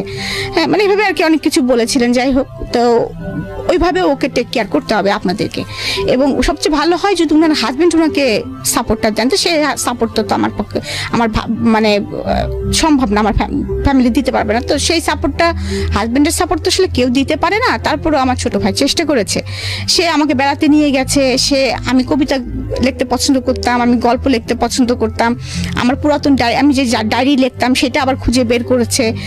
আপু দেখেন আপনাদের কবিতাটা অনেক সুন্দর না, তো তারপরে আমরা দল বেঁধে চলেন আপু কক্সবাজার চলে যায়। মানে ও আমার লাইফটাকে সুন্দর করে গোছানোর চেষ্টা করতেছে আর কি। এদিকে বড় ভাই ইনস্ট্রাকশন দিচ্ছে, ও গোছানোর চেষ্টা করতেছে। আমার হাজবেন্ড এর মধ্যে, আমার ছোট মেয়েটা খুব ভালো রেজাল্ট করে, খুবই ভালো রেজাল্ট করে। এর মধ্যে কিছু 3 মাস পরে সে আসা যাওয়া শুরু করলো আর কি, তেমন কোনো ঝগড়াঝাটি না, কিছু না, নর্মাল চলতেছে। তার মধ্যে মানে 15 দিন 1 মাস পর আসে আর কি, সাতক্ষীরা থেকে এরকম। আমার ছোট মেয়েটা অনেক ভালো রেজাল্ট করে ইংলিশ মিডিয়াম থেকে, একদম অল স্কুলের ভিতরে ও মানে ওদের সেকশনের যে 4-5টা সেকশন মিলে ও একদম টপ করে আর কি। তো সেবার আবার আমার শিক্ষামন্ত্রী এসে স্কুলে ওদের প্রত্যেকটা যারা টপ করেছে তাদেরকে প্রাইজ দেওয়া হয়। তো এই কথা ওর বাবা যখন শোনে, ও দাদু যখন শোনে, তাদের রাগটা একটু পড়ে যায় আর কি, যে না অন্তপক্ষে বাচ্চা 2টা মানুষ হচ্ছে অ্যাটলিস্ট। হ্যাঁ, ও যতই হোক, আমার শ্বশুর কিন্তু আসলে কখনো অত খারাপ ছিল না, কিন্তু একটা জিনিস ছিল কি, সে প্রতিবাদ করতো না, বলতো না কিছু, আমাকেও কিছু বলতো না, আমার শাশুড়িকেও কিছু বলতো না, এরকম ছিল আর কি। তো উনি হচ্ছে খুশি হয়ে যায়, খুবই খুশি হয়ে যায়। আমি ফোন করে বলি বাবা এরকম বাবু তো ফার্স্ট হয়েছে এরকম, ওকে ডাকতো টুকটুকি বলে আমার ছোট মেয়েটাকে, আমার শাশুড়। তো বলছে আমি আপনি টুকটুকি তো ফার্স্ট হয়েছে, এবং অল স্কুল এই দেখেন আমি ছবি পাঠাচ্ছি, এরকম তারা খুব খুশি হয়ে যায়। তো তখন থেকে আর ঢাকায় থাকার বিষয় তাদের আর কারোর অবজেকশন থাকে না আর কি, মানে থাকে না, মানে এরকম চলছে আর কি। এর মধ্যে আমার মার খুব ছোটকালের শখ ছিল যে আমি খুব কথা বলতে পারি, এই জন্য মা মনে করতেন যে আমাকে ব্যারিস্টারি পড়াবেন। হ্যাঁ, তো মা একদিন আমাকে বলতেছে মা তুমি ল ভর্তি হতে পারো না, এখানকার কোনো কলেজ টলেজ একটু খোঁজ নাও না, তুমি ল ভর্তি হতে পারো কিনা। তো আমি তখন বলতেছি যে আম্মা আবার পড়াশোনা করবো, আমার তো পড়াশোনা এখন মাথার মধ্যে ঢুকে না। তো বলতেছে দেখো না চেষ্টা করে। তো বাবাকে সাথে করে গেলাম, যাওয়ার পরে আমাদের সেখান আশেপাশে, তো বাবা ঢাকা কলেজে গেলেন, তারপরে গেলাম সেন্ট্রাল ল কলেজের পরিবেশটা ভালো লাগলো, তখন ওখানে ভর্তি হয়ে গেলাম। তারপরে ওখান থেকে যাই হোক বাচ্চা কাচ্চার লেখাপড়া চলছে, আমি নিজে লেখাপড়া ল ভর্তি হয়েছি, লেখাপড়া করছি, এদিকে মাস্টার্স করেছি, এদিকে আমার লেখালেখি চলছে। আমার ছোট ভাই কিন্তু আমাকে সবকিছু মানে ফিরিয়ে দিয়েছে আর কি, মানে ও আমাকে ঢুকিয়ে দিয়েছে যে আপু এরকম এরকম, এবং আমার কোনো ভালো মোবাইল ছিল না, মানে মোবাইল ছিল না বলতে বাটন মোবাইল ছিল। ও কিন্তু আমাকে ফার্স্ট যে মোবাইলটা আমার জন্মদিনে গিফট করে আর কি, তখন স্যামসংয়ের সবচেয়ে দামি মোবাইলটা। ও টাকা জমাই ভাইয়া ওর জন্য কিছু খরচ পাঠাতো, ওরও একটা বাইক ছিল, বাইকের তেলের খরচ পাঠাতো, ও আমাকে ওইটা সারপ্রাইজ করে। তখন আমি ওই ফেসবুক দেখা শুরু করলাম, ফেসবুক খুললাম, আস্তে আস্তে আমি আপগ্রেড হচ্ছি আর কি। আমি সেই আগের রিমাটা আর কি হচ্ছি আস্তে আস্তে, স্লোলি। তো মানে আমার অনেকদিন পরে মনে হচ্ছিল কি, মানে যখন আমি একটু একটু করে হচ্ছি, নিজে অনুধাবন করছিলাম যে মানে আই অ্যাম ব্যাক, আমি ব্যাক। এবং আমার আগে তো এমন হতো যে আমি কোনো জায়গায় কথা বলতে গেলে জড়াই ফেলতাম, মানে অনেক সময় আছে। তখন আমি দেখলাম যে যখন আমি বাচ্চাদের নিয়ে স্কুলে যাচ্ছি, গার্জেনদের সাথে মিশতেছি, ল ক্লাসে যাচ্ছি, ফ্রেন্ডদের সাথে মিশতেছি, তারপরে হচ্ছে এর মধ্যে আমি একটা ওষুধ কোম্পানির সাথে জড়িত হই, তাদের অ্যাডভার্টাইজমেন্ট করতাম। চেহারাটা ভালো ছিল দেখে আমার সেলটাও খুব ভালো ছিল। আমি একটা অ্যাচিভমেন্টও করি, সেটা হচ্ছে মালয়েশিয়া ট্যুর। তখন আমি যে আমাকে কিন্তু তখন প্রস্তাব করেছিল যে আমাদের ওখানকার যে ওই কোম্পানির যে মানে এমডি ছিলেন আর কি, বাংলাদেশে যার ইয়ে ছিল, সে আমাকে বললো যে তুমি আমার পিএ হবা কিনা। তো তখন আমি ওনার নাম হচ্ছে গাজ্জালি স্যার ছিলেন, গাজ্জালি। তো উনি আমাকে প্রস্তাবটা দিলেন, দেওয়ার পরে আমাদের একটা পরীক্ষা হলো, পরীক্ষাতে আমি ভালো স্কোর করি, মানে বলা, তারপরে টকিং, সবকিছুর উপরে। কিন্তু তখন আমাকে একটা মেয়ে আমাদের সাথে ছিল যে থার্ড পজিশন করলো, নাম হচ্ছে রিনা। তো রিনা বললো, রিমা আপনার তো জবটার দরকার নেই, আমি তো জানি আপনার অবস্থা অনেক ভালো, হ্যাঁ, কিন্তু রিমা বিশ্বাস করেন আমার এই জবটা খুব দরকার, কারণ আমি ডিভোর্সি, আমার হচ্ছে একটা বাচ্চা আছে, আমি ভাইদের সাথে থাকি, আমার খুব দরকার এই জবটা। হ্যাঁ, তো তখন আমি বলেন ওষুধ সেল করে আর কি হয়, একটা ফিক্সড ইনকাম হলে সেটা আমার জন্য খুব বেটার হয়। তখন আমিও দেখলাম যে পিএ মানে কি, যে আমাকে তার সাথে সব থাকতে হবে, আমি বাচ্চা দুটোকে টাইম দিতে পারবো না সব সময়। হ্যাঁ, আর আমার কাছে আমার বাচ্চা দুটো কিন্তু অনেক গুরুত্ব, সবকিছুর ঊর্ধ্বে কিন্তু আমার বাচ্চা দুটো। আমি কখনো আমার বাচ্চা দুটাকে বললাম না, যত কাজই থাক তাদের